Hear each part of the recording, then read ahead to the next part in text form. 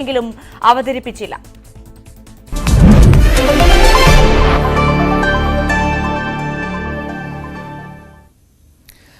നമസ്കാരം. പകൽ വാർത്ത തുടങ്ങുകയാണ്. ഇന്ന് ഇതുവരെ ഏതെല്ലാം വാർത്തകളിലൂടെയാണ് നമുക്ക് കണ്ണോടിക്കുവാനുള്ളത്? ഇതേക്കുറിച്ചുള്ള ഒരു സമഗ്ര ചിത്രമാണ് പകൽ വാർത്ത കൊണ്ട് ഉദ്ദേശിക്കുന്നത്.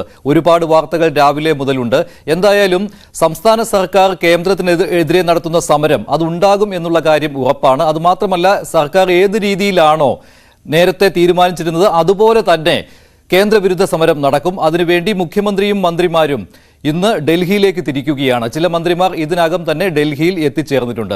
മറ്റൊരു പ്രധാനപ്പെട്ട വാർത്ത എന്ന് പറയുന്നത് കോഴിക്കോട് കഴിഞ്ഞ ദിവസം വലിയൊരു സുരക്ഷാ വീഴ്ചയുണ്ടായിരുന്നു. പക്ഷേ പോലീസ് ഇക്കാര്യം മറച്ചുവെക്കുകയായിരുന്നു. ഗോവ ഗവർണർ ശ്രീധരൻ പിള്ളയുടെ വാഹന വ്യൂഹത്തിലേക്ക് കാറിടിച്ച് കയറ്റിയത് CPM ജില്ലാ സെക്രട്ടറിയുടെ മകനാണ്. ഇക്കാര്യം പോലീസ് മൂടിവെച്ചെങ്കിലും വാർത്ത പുറത്തു വന്നു കഴിഞ്ഞു. ഇതിന്റെ വിശദ വിവരങ്ങൾ ഉൾപ്പെടുത്തിയിട്ടുണ്ട് പകൽ വാർത്തയിൽ. SFIOയുടെ പരിശോധന തുടരുകയാണ്. വീണ വിജയന്റെ എക്സാലോജി കമ്പനിയും CMRലും തമ്മിലുള്ള ഇടപാടിൽ എത്രമാത്രം വിവരങ്ങൾ SFIOയ്ക്ക് പുറത്തു കൊണ്ടുവരുവാൻ കഴിയും, അന്വേഷണം തലസ്ഥാനത്തേക്ക് വരുമോ തുടങ്ങിയ ഒട്ടേറെ ചോദ്യങ്ങൾ അവശേഷിക്കുകയാണ്. എന്തായാലും സമഗ്രമായി എല്ലാ വാർത്തകളും പരിശോധിക്കും. ആദ്യം നോക്കാം പ്രധാന വാർത്തകൾ.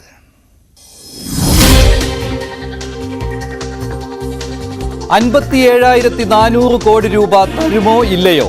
കേന്ദ്രത്തെ വിറപ്പിച്ചു വാങ്ങിക്കാൻ മുഖ്യമന്ത്രി ഇന്ന് ഡൽഹിക്ക്. ജന്തർ മന്ദറിലെ കേന്ദ്ര വിരുദ്ധ സമരം മറ്റന്നാൾ. LDFന് ആശ്വാസവും സംസ്ഥാന കോൺഗ്രസിന് തലവേദനയുമായി സിദ്ധരാമയ്യയുടെ ഡൽഹി സമരം.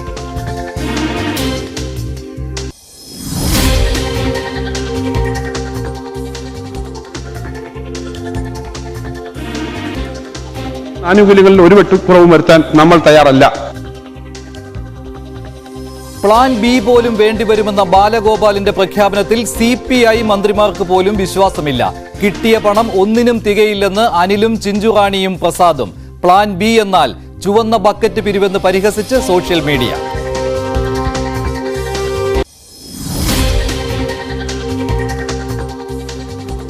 കർത്തയുടെ കമ്പനി രഹസ്യങ്ങൾ വെളിച്ചത്ത് കൊണ്ടുവരുവാൻ രണ്ടാം ദിവസവും SFIO പരിശോധന. അരുൺ പ്രസാദിന്റെ അടുത്ത വരവ് തലസ്ഥാനത്തേക്കോ? വീണ വിജയന്റെ വിലാസം തപ്പി AKG സെന്ററിൽ കയറുമോ? കേന്ദ്ര ഏജൻസിയുടെ അന്വേഷണം നിർണായക ഘട്ടത്തിൽ.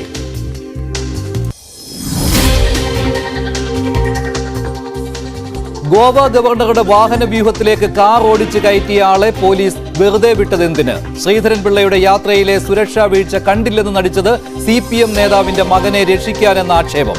പിഴയടച്ചുവിട്ടത് P മോഹനന്റെ മകൻ ജൂലിയസിനെ. ഗോവ രാജ്ഭവൻ അന്വേഷിക്കും. കോഴിക്കോട് കമ്മീഷണർക്ക് പരാതി നൽകും. हमारे तीसरे टर्म में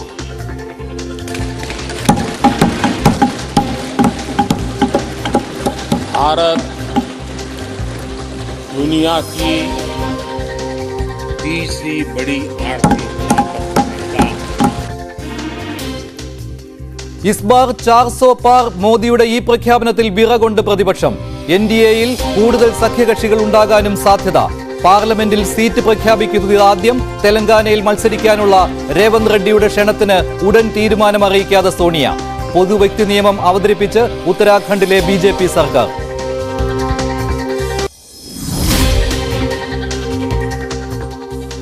മോദിയുടെ പ്രഖ്യാപനത്തിൽ ആവേശം കൊണ്ട് സുരേഷ് ഗോപി. സ്ഥാനാർത്ഥി പ്രഖ്യാപനത്തിന് മുൻപേ തൃശൂരിൽ പ്രചാരണം തുടങ്ങി.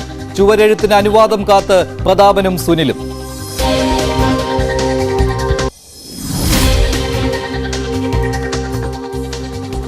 CPM സെക്രട്ടേറിയറ്റിലെ വിമർശന വാർത്ത പുറത്തു വന്നതിൽ പൊള്ളി മന്ത്രി മുഹമ്മദ് റിയാസ്. കരാറുകാരെ തൊട്ടപ്പോൾ ചിലർക്ക് പൊള്ളിയെന്ന് പറഞ്ഞതിന് യോഗത്തിൽ വിമർശനമുണ്ടായില്ലെന്ന് മന്ത്രി. വാർത്ത കളർഫുൾ ആക്കാൻ മന്ത്രിയുടെ ഉപദേശം. നമുക്ക് പറയാനുള്ള അസംബന്ധമായൊരു വാർത്ത നിങ്ങൾക്കൊന്നും കൂടി ഒന്ന് വേണമെങ്കിൽ കളർഫുള്ളായി കൊടുക്കാമായിരുന്നു. എല്ലാവരും കൂടി കസേര എടുത്ത് പൊക്കി റിയാസിനെ അടിച്ചു, എന്നിട്ട് ഒരു പരിക്കും പറ്റാതെ അത്ഭുതകരം വിധം രക്ഷപ്പെട്ടു എന്ന് വന്ന ഒന്നും കൂടി കളർഫുൾ ആകുമായിരുന്നു. അങ്ങനെ കൊടുക്കാമായിരുന്നു, അതായിരുന്നു നല്ലത്.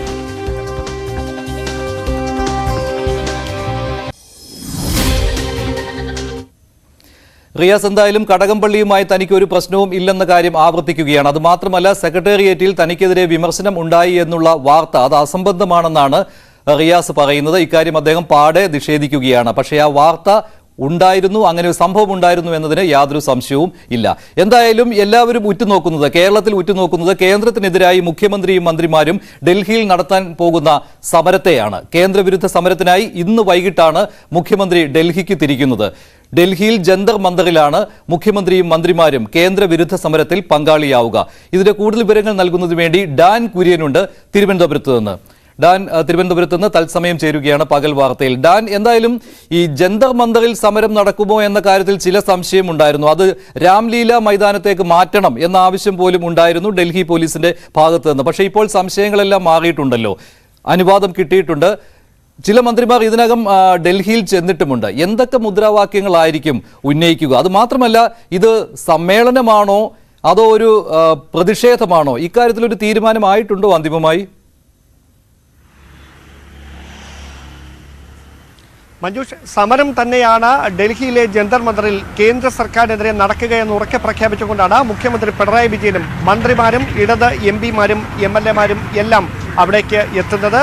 കേന്ദ്ര സർക്കാരിനെതിരായി BJP വിരുദ്ധ പ്രതിപക്ഷ സഖ്യങ്ങളുടെ മുഴുവൻ പിന്തുണ ഉറപ്പാക്കിക്കൊണ്ട് ഈ സമരം ചെയ്യുന്നതിന് വേണ്ടിയിട്ടുള്ള നീക്കമാണ് ഇടത് നേതൃത്വം നടത്തിക്കൊണ്ടിരുന്നത്. അതിൽ അവർക്ക് ആശ്വാസമായി കർണാടകത്തിൽ നിന്ന് സിദ്ധരാമയ്യയുടെയും DK ശിവകുമാറിന്റെയും നേതൃത്വത്തിലുള്ള മന്ത്രിസഭ നാളെ കേരള സർക്കാർ 8-ാം തീയതി നടത്തുന്ന സമരത്തിന് മുൻപേ അവിടെ സമരവുമായി എത്തുകയാണ്. സംസ്ഥാനത്ത് അത് പ്രതിപക്ഷത്തിന് വലിയ തലവേദനയായി മാറുമ്പോൾ സർക്കാരിനെ സംബന്ധിച്ച് വലിയ ആശ്വാസമായി മാറുകയാണ്. സിദ്ധരാമയ്യയുടെ നേതൃത്വത്തിൽ കേരളം ഉന്നയിച്ച അതേ ആവശ്യം ഉന്നയിച്ചുകൊണ്ട് കേന്ദ്ര അവഗണന തങ്ങൾക്കെതിരെയും തുടരുകയാണ് എന്ന നിലപാടിൽ കർണാടകവും സമരവുമായി രംഗത്തെത്തുമ്പോൾ ഏതാണ്ട് 200ഓളം ഗ്രാമങ്ങളിൽ വരൾച്ച ഉണ്ടായിട്ടും അടിയന്തര സഹായ പദ്ധതികളൊന്നും ബജറ്റിൽ പ്രഖ്യാപിക്കാതിരുന്നതിനെതിരെയാണ് കർണാടകയിൽ സമരമെങ്കിൽ കേരളം സമരവുമായി രംഗത്തെത്തുന്നത് റെയിൽവേ വികസന കാര്യത്തിൽ അടക്കം കേരളത്തോട് കടുത്ത അവഗണന തുടരുന്നു. സാമ്പത്തിക അസമത്വമാണ് ഫെഡറൽ സംവിധാനത്തിന്റെ നിലനിൽപ്പിനെ തന്നെ ചോദ്യം ചെയ്യുന്ന തരത്തിലേക്കാണ് കേന്ദ്ര സർക്കാരിന്റെ ഇടപെടൽ. കേരളത്തോട് ബോധപൂർവമായ ഐത്തമാണ് കേന്ദ്ര സർക്കാരിന്റെ ഭാഗത്തു നിന്ന്. രണ്ട് സർക്കാരിന്റെയും നിലപാടുകൾ രണ്ട് തരത്തിൽ ഉണ്ടല്ലോ. ഇപ്പോൾ സംസ്ഥാന സർക്കാർ പറയുന്നത്, പ്രധാനമായും കേന്ദ്രത്തിനെതിരെ ഉന്നയിക്കുന്നത്, കഴിഞ്ഞ സാമ്പത്തിക വർഷം മുഴുവനായിട്ട് കേരളത്തിനുള്ള ആനുകൂല്യങ്ങൾ വെട്ടിക്കുറച്ചതിനെ കുറിച്ചാണ്. അതിൽ കേന്ദ്രത്തിന്റെ നികുതി വിഹിതത്തിലുള്ള കുറവ് മുതൽ ഈ GST കോമ്പൻസേഷന്റെ കാര്യം വരെയുണ്ട്. പക്ഷേ കേന്ദ്ര ബജറ്റിൽ എന്തെല്ലാം കാര്യങ്ങളാണ് കർണാടകത്തിന് കിട്ടാതെ പോയത്? ഇക്കാര്യമാണല്ലോ സിദ്ധരാമയ്യ പ്രധാനമായും ഉന്നയിക്കുന്നത്. അതുകൊണ്ട് തന്നെ സംസ്ഥാനത്തെ കോൺഗ്രസിന് തൽക്കാലം പിടിച്ചു നിൽക്കുവാനുള്ള ഒരു വഴിയുണ്ടോ ഇല്ലയോ? കാരണം സംസ്ഥാനത്തെ കോൺഗ്രസ് നേതൃത്വം LDF സർക്കാരിനൊപ്പമല്ല ഈ വിഷയത്തിൽ. 57,400 കോടി രൂപ കിട്ടാനുണ്ട് എന്നുള്ള വാദത്തിൽ കഴമ്പില്ല എന്നാണ് സംസ്ഥാന കോൺഗ്രസ് പറയുന്നത്. അവിടെ 3,100 കോടിയുടെ കാര്യമേ സംസ്ഥാന കോൺഗ്രസ് പറയുന്നുള്ളൂ. അപ്പോൾ സിദ്ധരാമയ്യ തൽക്കാലം സംസ്ഥാന കോൺഗ്രസ് നേതൃത്വത്തെ രക്ഷിച്ചിട്ടുണ്ടോ? ഈ കേന്ദ്രത്തിന്റെ സമ്പൂർണ്ണ അവഗണന എന്ന് പറയാതെ ഈ ബജറ്റിലെ അവഗണന മാത്രമാണോ പറയുന്നത് സിദ്ധരാമയ്യ? ഈ കർണാടകത്തിന്റെ ഭാഗത്തു നിന്ന് പൊടുന്നനെ ഇങ്ങനെ ഒരു നിലപാടുണ്ടാകാൻ കാരണം ഞാൻ നേരത്തെ സൂചിപ്പിച്ച പോലെ ഈ 200ഓളം ഗ്രാമങ്ങൾ അതിരൂക്ഷമായ വരൾച്ച നേരിടുകയാണ്. ആ വരൾച്ചയുമായി ബന്ധപ്പെട്ട് അതിനെ അതിജീവിക്കുന്നതിന് വേണ്ടി കേന്ദ്ര സർക്കാരിന്റെ ഭാഗത്തു നിന്ന് അടിയന്തരമായ ഇടപെടൽ വേണമെന്നായിരുന്നു കർണാടകത്തിന്റെ ആവശ്യം. ഇക്കാര്യം അവർ കേന്ദ്ര മന്ത്രാലയങ്ങളെ എല്ലാം തന്നെ നേരിട്ട് കണ്ട് ബോധിപ്പിച്ചതുമാണ്. പക്ഷേ ബജറ്റിൽ അതുമായി ബന്ധപ്പെട്ട യാതൊരു തരത്തിലുള്ള പ്രഖ്യാപനങ്ങളും ഈ വരൾച്ചയെ നേരിടുന്നതുമായി ബന്ധപ്പെട്ട ഉണ്ടായില്ല എന്ന വിഷയം ചൂണ്ടിക്കാണിച്ചുകൊണ്ടാണ് കേന്ദ്രത്തിനെതിരെ സമരത്തിനിറങ്ങുകയാണ് എന്ന് കർണാടക ഉപമുഖ്യമന്ത്രി DK ശിവകുമാർ തന്നെ വ്യക്തമാക്കിയത്. അതിന് പിന്നാലെയാണ് സിദ്ധരാമയ്യയും ശിവകുമാറും DK ശിവകുമാറും അടങ്ങുന്ന മന്ത്രിസഭ ഒന്നാകെ നാളെ കേന്ദ്ര വിരുദ്ധ സമരവുമായി ജന്തർ മന്ദറിലേക്ക് എത്തുന്നത്. അവിടെ കൃത്യമായി സംസ്ഥാനത്ത് പ്രതിപക്ഷ നേതാവ് VD സതീശൻ അടക്കം കഴിഞ്ഞ ദിവസങ്ങളിൽ ആവർത്തിച്ച് പറഞ്ഞ ഒരു പ്രധാനപ്പെട്ട കാര്യം, മുഴുവൻ വിമർശനങ്ങളും കേന്ദ്രത്തിന് നേരെ ഉന്നയിച്ചുകൊണ്ട് കൈയൊഴിഞ്ഞു മാറാൻ സംസ്ഥാനത്തിനാവില്ല. ധനകാര്യ മാനേജ്മെന്റിൽ സംസ്ഥാനത്തിന് വീഴ്ച സംഭവിച്ചിരിക്കുന്നു. ആ ബജറ്റിലെ എസ്റ്റിമേറ്റ് തയ്യാറാക്കുമ്പോൾ ആകെ ചെലവാക്കേണ്ട തുകയുടെ 52% മാത്രമാണ് ചെലവാക്കിയിരിക്കുന്നത്. 3,700 കോടി മാത്രമേ കിട്ടാനുള്ളൂ. GST കോമ്പൻസേഷൻ 5 വർഷത്തേക്കാണ് എന്ന് പാർലമെന്റ് അംഗീകരിച്ച കാര്യമാണ്. അത് കേരളത്തിന് മാത്രമായി മാറ്റിക്കൊടുത്താലും അവർക്ക് ആ സഹായം കിട്ടുന്നതിന് തടസ്സമായി ഒരുപാട് സാങ്കേതിക പ്രശ്നങ്ങൾ നിൽക്കുന്നു. അപ്പോൾ പിന്നെ എങ്ങനെ കേന്ദ്രത്തിന്റെ അവഗണന കൊണ്ടാണ് കേരളം പ്രതിസന്ധി നേരിടുന്നു എന്ന കാര്യം ഇങ്ങനെ തുടർച്ചയായി ആവർത്തിക്കാൻ കഴിയും? അതോടൊപ്പം പ്രധാനമായി UDF ഏകോപന സമിതി യോഗത്തിലടക്കം ഉയർന്നു വന്ന ഒരു വിമർശനം, ഡൽഹിയിൽ ആം ആദ്മി സർക്കാർ അടക്കം സമാനമായ രീതിയിൽ ഡൽഹി ഭരിക്കുന്ന ആം ആദ്മി സർക്കാരിനടക്കം ഈ കേന്ദ്ര അവഗണന നേരിടുന്നുണ്ട്. പക്ഷേ ആ അവഗണന നേരിടുന്ന മറ്റ് സംസ്ഥാനങ്ങളൊന്നും സ്വീകരിക്കാത്ത ഒരു വഴിയിലേക്ക് കേരളം മാത്രം പോകുന്നത് എന്തിനു വേണ്ടിയാണ്? അവിടെ കൃത്യമായി സംസ്ഥാനത്തിൻ്റെ സർക്കാരിൻ്റെ ഭാഗത്തുണ്ടായിരിക്കുന്ന വീഴ്ചകൾ മറച്ചുവെക്കാൻ കേന്ദ്രത്തെ പഴിചാരി രക്ഷപ്പെടാനുള്ള നീക്കമാണ് നടത്തുന്നത് എന്ന വിമർശനമാണ് പ്രതിപക്ഷം ഉന്നയിക്കുന്നത്. അതിനെ പ്രതിരോധിക്കുന്നതിന് വേണ്ടി ധനമന്ത്രി KN ബാലഗോപാൽ തന്നെ കഴിഞ്ഞ ദിവസം വ്യക്തമാക്കിയത് അഭിമാനം നോക്കി നിൽക്കാതെ സംസ്ഥാനത്തിന്റെ പൊതു ആവശ്യമായി ഇതിനെ പരിഗണിച്ചുകൊണ്ട് തനിച്ച് സമരം ചെയ്യാനെങ്കിലും പ്രതിപക്ഷം തയ്യാറാകണമെന്നാണ്. അത്തരത്തിലൊരു സമരവുമായി കേന്ദ്രത്തിനെതിരെ പ്രതിപക്ഷം രംഗത്തെത്തുമോ എന്നാണ് അറിയാനാണ് ഇനി ആകാംക്ഷയോടെ. സംസ്ഥാന സർക്കാരിനെ അനുകൂലിച്ചുകൊണ്ടുള്ള ഒരു സമരത്തിലും പങ്കാളിയല്ല എന്ന് അറിയിച്ചിട്ടുണ്ട്. അതേസമയം തന്നെ സംസ്ഥാന സർക്കാർ പല മുഖ്യമന്ത്രിമാരോടും ആശയവിനിമയം നടത്തിയിരുന്നു. അതിൽ ഏറ്റവും പ്രധാനപ്പെട്ടത് തമിഴ്നാട് മുഖ്യമന്ത്രിയായ സ്റ്റാലിനാണ്. സ്റ്റാലിൻ എന്തായാലും സംസ്ഥാന സർക്കാരിന്റെ ഈ പ്രതിഷേധത്തിന് പിന്തുണ അറിയിച്ചിട്ടുണ്ട്. അത് വലിയ ആശ്വാസം സംസ്ഥാന സർക്കാരിന് നൽകിയിട്ടുമുണ്ട്. സ്റ്റാലിന്റെ പ്രസ്താവനയാണ് ഈ കാണുന്നത്. കേരള മുഖ്യമന്ത്രി എഴുതിയ കത്ത് ബഹുമാനപ്പെട്ട കേരള വ്യവസായ മന്ത്രി രാജീവ് നൽകിയിരുന്നു എന്നാണ് സ്റ്റാലിൻ പറയുന്നത്. നേരിട്ട് തന്നെ മന്ത്രി P. രാജീവ് നേരിട്ട് തന്നെ സ്റ്റാലിനെ കണ്ട് ആ കത്ത് കൈമാറിയിരുന്നതാണ്. അപ്പോൾ അങ്ങനെ ഒരു കത്ത് കൈമാറിയ സ്ഥിതിക്ക് പിന്തുണ നൽകുകയാണ് എന്നാണ് സ്റ്റാലിൻ അറിയിച്ചിരിക്കുന്നത്. DMK-യുടെ നേതാക്കൾ ഈ സമരത്തിൽ ഡൽഹിയിൽ ചെന്ന് പിന്തുണ നൽകും, ഇക്കാര്യമാണ് സ്റ്റാലിൻ അറിയിച്ചിരിക്കുന്നത്. സ്വയംഭരണ അവകാശത്തെ എതിർക്കുന്നു, ഫെഡറൽ സംവിധാനത്തിന് മങ്ങലേൽപ്പിക്കുന്നു തുടങ്ങിയ കാര്യങ്ങളാണ് സ്റ്റാലിൻ അറിയിച്ചിരിക്കുന്നത്. എന്തായാലും ഇത് വലിയ ആശ്വാസമാണ് സംസ്ഥാന സർക്കാരിന് നൽകിയിരിക്കുന്നത്. ഡാൻ ചേരുകയാണ് ഒരിക്കൽ കൂടി തിരുവനന്തപുരത്ത് നിന്ന്. ഡാൻ, എന്തായാലും ഇക്കാര്യത്തിൽ സ്റ്റാലിന്റെ പിന്തുണ കിട്ടി, സിദ്ധരാമയ്യയുടെ പിന്തുണയുണ്ട്. അത് ഭാഗികമാണെങ്കിലും സംസ്ഥാന സർക്കാരിന് അനുകൂലമാണ്. സംസ്ഥാന കോൺഗ്രസിനെതിരെ അടിക്കുവാനുള്ള ഒരു വടിയായിട്ട് സ്വാഭാവികമായിട്ടും അത് ഉപയോഗിക്കാം. എന്തായാലും DMK-യുടെ പിന്തുണ ഏതെല്ലാം രീതിയിൽ സഹായകരമായിട്ടുണ്ട് സംസ്ഥാന സർക്കാരിന്? നമുക്കറിയാം, പിണറായി സർക്കാരിൻ്റെ ആദ്യകാലം മുതൽ തന്നെ MK സ്റ്റാലിനുമായി വളരെ അഭേദ്യമായ ഒരു ബന്ധം പിണറായി വിജയൻ കാത്തുസൂക്ഷിക്കുന്നുണ്ട്. കേരളത്തിൽ നടന്ന പല പൊതുപരിപാടികളിലും MK സ്റ്റാലിൻ പങ്കെടുത്തിട്ടുമുണ്ട്. ഏക സിവിൽ കോഡ് വിഷയത്തിൽ അടക്കം അല്ലെങ്കിൽ ഫെഡറൽ സംവിധാനത്തിന്റെ നിലനിൽപ്പിനെ ചോദ്യം ചെയ്യുന്നുവെന്ന ആക്ഷേപം ഉന്നയിച്ചുകൊണ്ട് ഇടത് സർക്കാർ മുമ്പോട്ട് വെച്ച എല്ലാ പ്രതിഷേധ പരിപാടികളിലും പിന്തുണയുമായി MK സ്റ്റാലിൻ എത്തിയിട്ടുണ്ട്. സമാനമായ പിന്തുണ ഈ വിഷയത്തിലും അദ്ദേഹം ആവർത്തിക്കുകയാണ്. കേന്ദ്ര അവഗണന സംസ്ഥാനങ്ങളോട് തുടരുന്നു. BJP വിരുദ്ധ സർക്കാരുകളോട് കേന്ദ്രത്തിന് പുച്ഛമാണ്, അവഗണനയാണ്. അത് ഫെഡറൽ സംവിധാനത്തിന്റെ നിലനിൽപ്പിനെ ചോദ്യം ചെയ്യുമെന്ന സംസ്ഥാനം ആവർത്തിച്ചുന്നയിക്കുന്ന ആ പ്രതിഷേധം, ആശങ്ക, അത് തമിഴ്നാടും ഏറ്റുപിടിച്ചിരിക്കുന്നുവെന്ന് പറയുമ്പോൾ അത് BJP വിരുദ്ധ ശക്തികളെ ഒരു ചേരിയിൽ ഒന്നിപ്പിച്ചു നിർത്തി സമരം ചെയ്യുന്നതിന് വേണ്ടിയുള്ള സംസ്ഥാനത്തിന്റെ നീക്കങ്ങൾക്ക് ബലം പകരുന്ന തരത്തിലേക്ക് മാറുകയാണ് MK സ്റ്റാലിന്റെ പിന്തുണ അറിയിച്ചുകൊണ്ടുള്ള സംസ്ഥാന ബജറ്റ് പ്രഖ്യാപനത്തിന് ശേഷം ഈ പ്ലാൻ B-യെ കുറിച്ചൊക്കെ പ്രഖ്യാപനങ്ങൾ വന്നപ്പോൾ ചുവന്ന ബക്കറ്റ് പിരിവാണോ ഉദ്ദേശിച്ചത് എന്ന രീതിയിലുള്ള ആക്ഷേപം സോഷ്യൽ മീഡിയയിൽ ഉണ്ടായിരുന്നു. അതുപോലെ തന്നെ പ്രതിപക്ഷത്തു നിന്നും അത്തരത്തിലുള്ള ആക്ഷേപം സോഷ്യൽ മീഡിയയിൽ പരന്നിരുന്നു. എന്തായാലും ഇതിനുള്ള ഒരു മറുപടി ഇപ്പോൾ സംസ്ഥാന സർക്കാരിന് കുറച്ച് കൂടി ശക്തമാക്കുന്ന രീതിയിലാണ് MK സ്റ്റാലിന്റെ പിന്തുണ വന്നിരിക്കുന്നത്. പക്ഷേ അതേ സമയത്ത് തന്നെയാണ് CPI-യുടെ മന്ത്രിമാരിൽ നിന്ന് അതൃപ്തി KN ബാലഗോപാലിന് നേരെ ഉണ്ടായിരിക്കുന്നത്. മുന്നണിയിൽ തന്നെ പ്രശ്നങ്ങൾക്ക് വഴിവെക്കുമോ എന്നുള്ളതാണ്. 3 CPI മന്ത്രിമാരാണ് ഇക്കാര്യത്തിൽ അതൃപ്തി അറിയിച്ചിട്ടുള്ളത്. അത് മൃഗസംരക്ഷണ മന്ത്രി ഇങ്ങനെ ഒരു അതൃപ്തി അറിയിച്ചു. അതുപോലെ കൃഷിമന്ത്രിക്ക് അതൃപ്തിയുണ്ട്. സപ്ലൈകോയ്ക്ക് വേണ്ടത്ര സഹായം കിട്ടിയിട്ടില്ല എന്നുള്ള കാര്യം മന്ത്രി GR അനിൽ, ഭക്ഷ്യമന്ത്രി, പരസ്യമായിട്ട് തന്നെ ഉന്നയിച്ചിട്ടുണ്ട്. അദ്ദേഹം കത്ത് നൽകിയിട്ടുണ്ട് KN ബാലഗോപാലിന്. കൂടുതൽ സഹായം സപ്ലൈകോയ്ക്ക് വേണം. ഇപ്പോൾ തന്നെ സപ്ലൈകോ കടക്കെണിയിലാണ്. ആവശ്യത്തിലുള്ള പണം സർക്കാരിന്റെ കയ്യിൽ നിന്ന് കിട്ടുന്നില്ല എന്ന്. ആദ്യം മന്ത്രി GR അനിലിന്റെ പ്രതികരണം കേൾക്കാം. GR അനിൽ മറ്റന്നാളത്തെ സമരത്തിൽ പങ്കെടുക്കുന്നതിന് വേണ്ടി ഇപ്പോൾ തന്നെ ഡൽഹിയിലാണുള്ളത്. മന്ത്രി GR അനിലിന്റെ പ്രതികരണത്തിലേക്ക്. കുറേയേറെ പ്രയാസങ്ങൾ, പ്രതിസന്ധികൾ നേരിടുന്ന ഒരു ഘട്ടമാണ്. അതുകൊണ്ട് അതിനനുസരിച്ച് ഒരു സമീപനം കൂടുതൽ ഉണ്ടാകണമെന്നുള്ളതാണ് ആവശ്യം. ഞാൻ അത്തരം വിഷയങ്ങൾ ധനകാര്യമന്ത്രിയുമായി ആവശ്യമായ ചർച്ച നടത്തി. പ്ലാൻ B പോലും വേണം എന്ന് KN ബാലഗോപാൽ പറഞ്ഞ സ്ഥിതിക്ക് ഇക്കാര്യത്തിൽ CPI-യുടെ മന്ത്രിമാർക്ക് മാത്രം അതൃപ്തി ഉണ്ടാകുവാനുള്ള കാരണം എന്താണ്? ഈ 3 മന്ത്രിമാരും അതൃപ്തി പ്രകടിപ്പിച്ചു കഴിഞ്ഞു എന്നതിന്റെ കൂടുതൽ വിവരങ്ങളുമായി VV അരുൺ ചേരുകയാണ് തിരുവനന്തപുരത്ത് നിന്ന്. ബാലഗോപാലിനെ തള്ളിയിരിക്കുകയാണല്ലോ അരുൺ. CPI-യുടെ മന്ത്രിമാർ GR അനിലാണെങ്കിൽ പരസ്യമായി തന്നെ ഇക്കാര്യം പറയുകയും ചെയ്തു. ഈ ബജറ്റ് പ്രസംഗ സമയം വരുമ്പോൾ സ്വാഭാവികമായിട്ടും കൂടുതൽ പണം അനുവദിക്കുവാനുള്ള സാധ്യതയും കാണുന്നുണ്ടല്ലോ. മുൻപ് ഇങ്ങനെ ഉണ്ടായിട്ടുണ്ട്. ആർക്കെങ്കിലും പരാതി ഉണ്ടെങ്കിൽ ബന്ധപ്പെട്ട വകുപ്പിലേക്ക് കൂടുതൽ പണം അനുവദിക്കുന്നത് മുൻപ് നടന്നിട്ടുള്ള കാര്യങ്ങളാണ്. അതുകൊണ്ട് ഇത്തവണയും അങ്ങനെ ഒരു അതൃപ്തി ഉണ്ടെങ്കിൽ തന്നെ അത് പരിഹരിക്കാൻ കഴിയുമെന്നല്ലേ കരുതേണ്ടത്? അങ്ങനെ തന്നെ കരുതണം. മഞ്ജുഷ, ഏറ്റവും പ്രധാനപ്പെട്ടത് 4 മന്ത്രിമാരാണ് CPIക്കുള്ളത്. ഇതിൽ കൃഷി വകുപ്പിന് വലിയ പ്രാധാന്യം, കൃഷി വകുപ്പിൻ്റെ പദ്ധതികൾക്കും ഭാവി ചില പ്രത്യേക പുതിയ പദ്ധതികളൊക്കെ ആവിഷ്കരിച്ചുകൊണ്ട് കൃഷി വകുപ്പിന് വലിയ പ്രാധാന്യം ഇന്നത്തെ ബജറ്റിൽ നൽകിയിട്ടുണ്ട്. അതുകൊണ്ട് തന്നെ മന്ത്രി P. പ്രസാദിന് ആ രീതിയിലുള്ള അതിർത്തി ഇല്ല എന്നാണ് നമുക്ക് ലഭിക്കുന്ന വിവരം. പക്ഷേ മറ്റ് 3 മന്ത്രിമാർ, അത് റവന്യൂ മന്ത്രി, അദ്ദേഹം മന്ത്രിസഭയിൽ ഏറ്റവും പ്രധാനപ്പെട്ട മന്ത്രിമാർ ഒരാളാണ് CPIയുടെ നിയമസഭാ കക്ഷി നേതാവാണ് കെ രാജന് വലിയ അതിർത്തിയുണ്ട്. അദ്ദേഹത്തിൻ്റെ 3 വകുപ്പുകൾ, റവന്യൂ, ഹൗസിംഗ് ഉൾപ്പെടെയുള്ള 3 വകുപ്പുകൾ, ഈ 3 വകുപ്പുകളിൽ കഴിഞ്ഞ തവണത്തേക്കാൾ 1 കോടി രൂപ കുറവാണ് അദ്ദേഹത്തിന് ലഭിച്ചത്. സാധാരണഗതി എല്ലാ വർഷവും 10% നോമിനൽ വർധന എല്ലാ വകുപ്പുകളിലും ഉണ്ടാകാറുണ്ട് കഴിഞ്ഞ തവണത്തെ ബജറ്റ് വിഹിതത്തേക്കാൾ. പക്ഷേ ഇപ്പോൾ ഈ കെ രാജൻ്റെ വകുപ്പുകൾക്ക് 1 കോടി രൂപ കുറവാണ് മൊത്തത്തിൽ ലഭിച്ചിട്ടുള്ളത്. അദ്ദേഹത്തിന് കടുത്ത അതിർത്തിയുണ്ട്.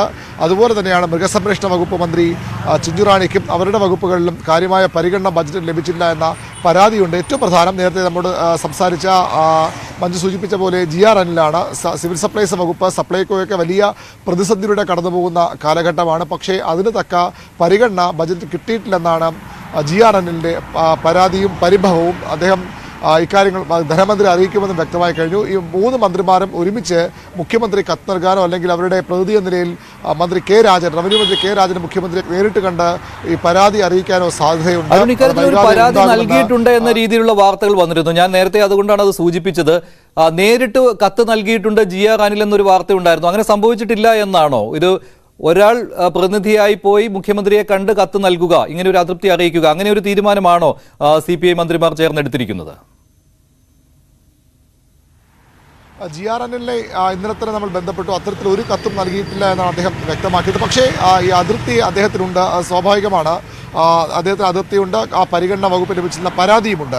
സാധാരണഗതിയിൽ ഇത്തരം കാര്യങ്ങളൊക്കെ CPI അവരുടെ നിയമസഭാ കക്ഷി നേതാവിന്, പ്രത്യേകിച്ചും അദ്ദേഹം മന്ത്രിസഭയിലുള്ള ആളായതുകൊണ്ട് തന്നെ അദ്ദേഹമാണ് എല്ലാ കാര്യങ്ങളും മുഖ്യമന്ത്രിയെ നേരിട്ട് അറിയിക്കുക. സ്വാഭാവികം പാർട്ടി അദ്ദേഹത്തെ ചുമതലപ്പെടുത്താനാണ് സാധ്യത. അതായത് അത്തരം കാര്യങ്ങൾ നമുക്ക് സ്ഥിരീകരിക്കാവുന്ന വിവരമുണ്ട്. അത് ഏത് രൂപത്തിലാണ് മുഖ്യമന്ത്രി നേരിട്ട് കണ്ട് പറയുകയാണോ അല്ലെങ്കിൽ കത്തിലൂടെ അറിയിക്കാവുന്ന കാര്യത്തിലൊന്നും ഒരു തീരുമാനം നിയമസഭാ കക്ഷി യോഗത്തിൽ CPI എടുത്തിട്ടില്ല. അത്തരം കാര്യങ്ങൾ കൂടിയാലോചന ഉണ്ടാകും. ഏതായാലും ആ വകുപ്പുകളിലെ തഴഞ്ഞു, വകുപ്പുകൾക്ക് മതിയായ പരിഗണന നൽകിയില്ല എന്ന പരാതി, പരിഭവം ഈ 3 മന്ത്രിമാർക്കുമുണ്ട്. സ്വാഭാവികമായും അവർ അത് മുഖ്യമന്ത്രിയെ അറിയിക്കും. അത് മന്ത്രി കെ രാജനെ ചുമതലപ്പെടുത്തി അങ്ങനെ അറിയിക്കാൻ തന്നെയാണ് സാധ്യത. മുൻകാലങ്ങളിൽ മുമ്പും ഇങ്ങനെയുള്ള ചില പരിഭവങ്ങൾ ഉണ്ടായിട്ടുള്ളതാണ്. അത് പിന്നീട് പരിഹരിക്കുകയും ചെയ്തിട്ടുണ്ട്. പക്ഷേ ഇപ്പോൾ വലിയൊരു സാമ്പത്തിക പ്രതിസന്ധിയിലേക്ക് കടന്നു പോകുന്ന ഒരു സമയമാണ്. അത് മാത്രമല്ല, ഭക്ഷ്യവകുപ്പിന് കൂടുതൽ സഹായം വേണ്ടിവരും എന്നുള്ള കാര്യം ധനമന്ത്രിക്ക് അറിയാവുന്നതുമാണ്. ഈ സമീപകാലത്ത് തന്നെ സപ്ലൈകോ ഒരുപാട് പ്രശ്നങ്ങൾ നേരിട്ടിരുന്നു. വേണ്ടത്ര സാധനങ്ങൾ ഷോപ്പുകളിൽ ഉണ്ടായിരുന്നില്ല. പക്ഷേ എന്നിട്ടും സപ്ലൈകോയ്ക്ക് ഇത്രയും കുറച്ച് വിഹിതം അനുവദിച്ചത് അത് ഉടൻ തന്നെ ഭക്ഷ്യമന്ത്രിയിൽ നിന്നൊരു പ്രതികരണത്തിന് ഇടയാക്കുകയും ചെയ്തിട്ടുണ്ട്. സ്വാഭാവികമായും ന്യായമുള്ള ഒരു പരാതിയാണ് ഭക്ഷ്യമന്ത്രി GR അനിലിന്റെ ഭാഗത്ത് നിന്ന് ഉണ്ടായിരിക്കുന്നത്. അടുത്ത വാർത്ത SFIOയുടെ അന്വേഷണമാണ്. എക്സാലോജിക്കും CMRലും തമ്മിലുള്ള ഇടപാടിൽ SFIOയുടെ അന്വേഷണം തുടക്കത്തിൽ തന്നെ ഊർജിതമായി മുന്നോട്ട് പോവുകയാണ്. തുടരെയുള്ള ദിവസങ്ങളിലാണ് SFIO ഉദ്യോഗസ്ഥർ റെയ്ഡ് നടത്തുന്നത്. ഇപ്പോൾ CMRലിന്റെ ഓഫീസുകളിലാണ് റെയ്ഡ് പ്രധാനമായും നടത്തുന്നത്. പ്രഗത്ഭനായ ഉദ്യോഗസ്ഥൻ എന്ന് പേര് കേട്ട അരുൺ പ്രസാദിന്റെ നേതൃത്വത്തിലുള്ള അന്വേഷണവും പരിശോധനയും റെയ്ഡുമൊക്കെയാണ് ഇപ്പോൾ നടക്കുന്നത്. എന്തായാലും ഉറ്റുനോക്കുന്ന ഒരു കാര്യം എന്ന് പറയുന്നത് CMRലും കടന്ന് അടുത്ത അന്വേഷണം എക്സാലോജിക്കിലേക്ക് എത്തുന്നത് എപ്പോഴായിരിക്കും, എപ്പോഴാണ് തലസ്ഥാനത്തേക്ക് അരുൺ പ്രസാദിന്റെ നേതൃത്വത്തിലുള്ള സംഘം വരിക? ഇതിനെക്കുറിച്ചുള്ള ഒരുപാട് ഊഹാപോഹങ്ങൾ ഇപ്പോൾ തന്നെ പ്രചരിക്കുന്നുണ്ട്. ഈ അന്വേഷണത്തിന്റെ കൂടുതൽ വിവരങ്ങളുമായി ടോം കുര്യാക്കോസ് ചേരുകയാണ് കൊച്ചിയിൽ നിന്ന്. കർത്തയ്ക്ക് ശേഷം വീണയിലേക്കോ എന്നാണല്ലോ ടോം ചോദിക്കുവാനുള്ളത്. ഈ കൊച്ചി കേന്ദ്രീകരിച്ചുള്ള പരിശോധനകൾ അത് എത്ര ദിവസം തുടരാനുള്ള സാധ്യതയുണ്ട്? എന്തായാലും SFIOയുടെ അന്വേഷണം എന്നുള്ളത് വളരെ രഹസ്യമായിട്ടുള്ള കാര്യങ്ങളാണ്. എന്തെങ്കിലും വിവരങ്ങൾ ചോർന്നു കിട്ടുന്നുണ്ടോ?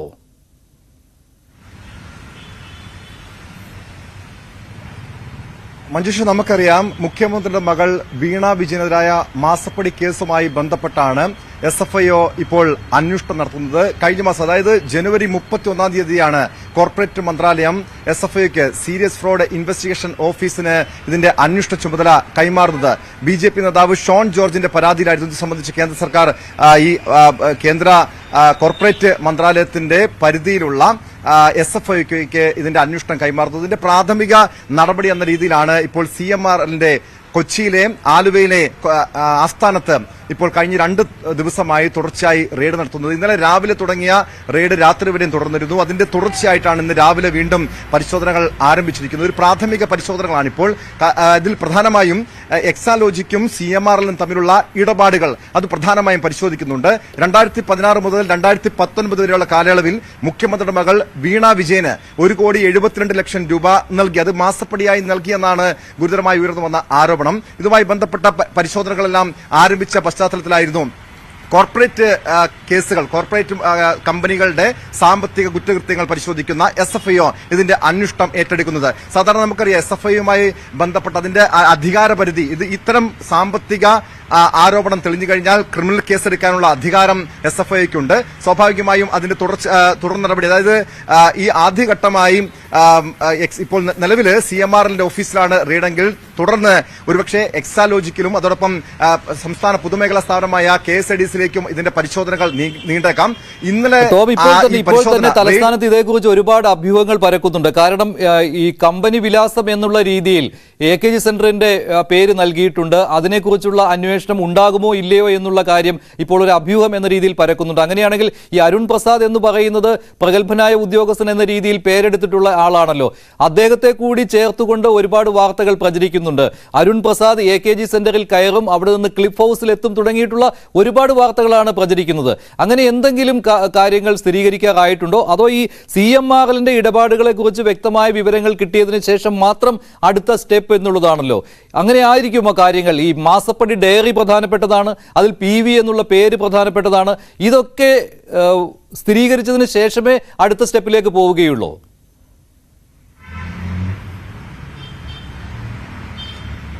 മഞ്ജുഷ, തീർച്ചയായും. കാരണം ആ രീതിയിൽ CPM ഒരു അപകടം മണക്കുന്നുണ്ട്. കാരണം ഇതിപ്പോൾ മുഖ്യമന്ത്രിയുടെ മകൾക്കെതിരായിട്ടുള്ള ആരോപണം, മുഖ്യമന്ത്രിയെ ലക്ഷ്യമിട്ടുള്ള കേന്ദ്ര ഏജൻസികളുടെ നീക്കമെന്നൊക്കെ CPMന് പ്രതിരോധിക്കാമെങ്കിൽ പോലും ഇതിന്റെ ഈ കേസിന്റെ സ്വഭാവം ഗുരുതരമാണ്. കാരണം മറ്റ് കേസ് പോലെയല്ല. ഇതിൽ കുറ്റകൃത്യം തെളിഞ്ഞു കഴിഞ്ഞാൽ വേണമെങ്കിൽ ഒരുപക്ഷെ വീണ വിജയനെ ചോദ്യം ചെയ്യാൻ വിളിപ്പിക്കാം, അറസ്റ്റിലേക്ക് കിടക്കാം.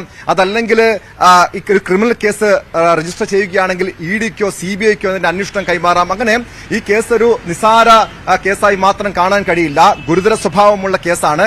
അതിന്റെ തുടർ നടപടിയായിട്ട് ഒരുപക്ഷെ നിലവിൽ CMRLന്റെ ഓഫീസിലാണ് റെയ്ഡെങ്കിൽ അതിന്റെ അടുത്ത ഘട്ടമായി എക്സാലോജിക്കിലേക്ക്, മുഖ്യമന്ത്രിയുടെ മകൾ വീണ വിജയന്റെ കമ്പനിയായ എക്സാലോജിക്കിലേക്കും പൊതുമേഖലാ സ്ഥാപനമായ KSIDCയിലേക്കും ഒക്കെ അന്വേഷണം നീങ്ങാം. അതിന് പിന്നാലെ ഒരുപക്ഷെ കൂടുതൽ പരിശോധനകളുടെ ഭാഗമായി നേരത്തെ മഞ്ജുഷ് സൂചിപ്പിച്ചതുപോലെ മുഖ്യമന്ത്രിയുടെ ക്ലിഫ് ഹൗസിലേക്ക് അടക്കം ഉള്ള പരിശോധനകൾ ഒരുപക്ഷെ നീങ്ങാനുള്ള സാധ്യതയുണ്ട്. കാരണം ഈ SFIയെ സംബന്ധിച്ച് അതിന്റെ അധികാര പരിധി, അതിന്റെ അന്വേഷണ പരിധിയൊക്കെ വളരെ വിശാലമായിട്ടുള്ളതാണ്.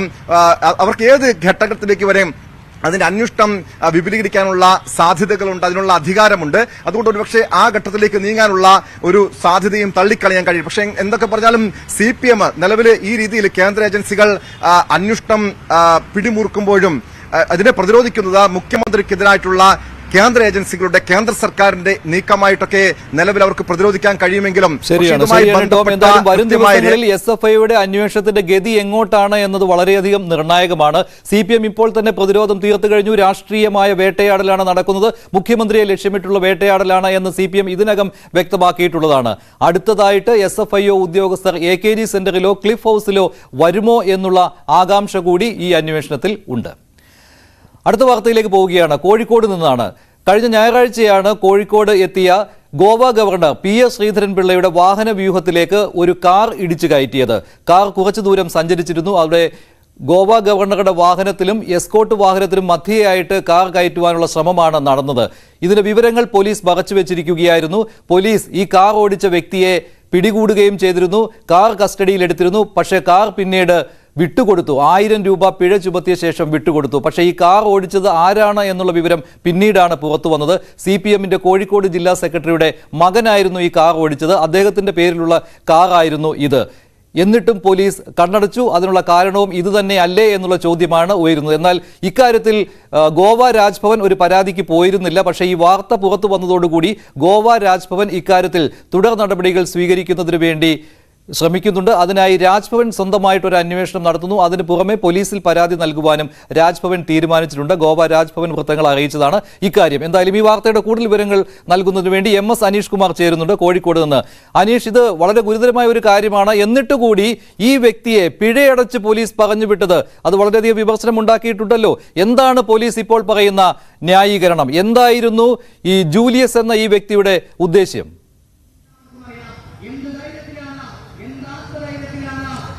പോലീസ് ഇക്കാര്യത്തിലൊരു വിശദീകരണം ഇനിയും നൽകിയിട്ടില്ല. പോലീസുമായി നമ്മൾ ബന്ധപ്പെടുമ്പോഴും എന്തുകൊണ്ട് പിഴ മാത്രം ഒടുക്കി ഈ ആളെ വിട്ടയച്ചു എന്ന ചോദ്യത്തിന് മറുപടി നൽകിയിട്ടില്ല. എന്തായാലും രാജ്ഭവൻ ഔദ്യോഗികമായി തന്നെ ഇന്ന് വൈകുന്നേരത്തിന് മുമ്പായി പരാതി സിറ്റി പോലീസ് കമ്മീഷണർക്ക് നൽകും എന്നാണ് അറിയിച്ചിരിക്കുന്നത്. എന്തായാലും അതിനുശേഷം ഈ കേസെടുക്കാതിരിക്കാൻ അല്ലെങ്കിൽ ഗുരുതരമായ വകുപ്പുകൾ ചുമത്തി കേസെടുക്കാതിരിക്കാൻ കഴിയാത്ത ഒരവസ്ഥയിലേക്ക് നീങ്ങുമെന്നാണ് മനസ്സിലാക്കാൻ കഴിയുന്നത്. നിലവിൽ സ്പെഷ്യൽ ബ്രാഞ്ചിന്റെ റിപ്പോർട്ട് സിറ്റി പോലീസ് കമ്മീഷണർക്ക് ലഭിച്ചിരുന്നു എന്നാണ് മനസ്സിലാക്കാൻ കഴിയുന്നത്. അതീവ ഗുരുതരമായ കുറ്റകൃത്യമാണ് നടന്നിരിക്കുന്നത് എന്ന ഒരു രീതിയിലുള്ള റിപ്പോർട്ട് തന്നെയാണ് നൽകിയിരിക്കുന്നത്. ഞായറാഴ്ച രാത്രി 8:30-ക്കാണ് മൂഫീസിൽ ബസ് സ്റ്റാൻഡിന് സമീപം ഈ സംഭവം ഉണ്ടായത്.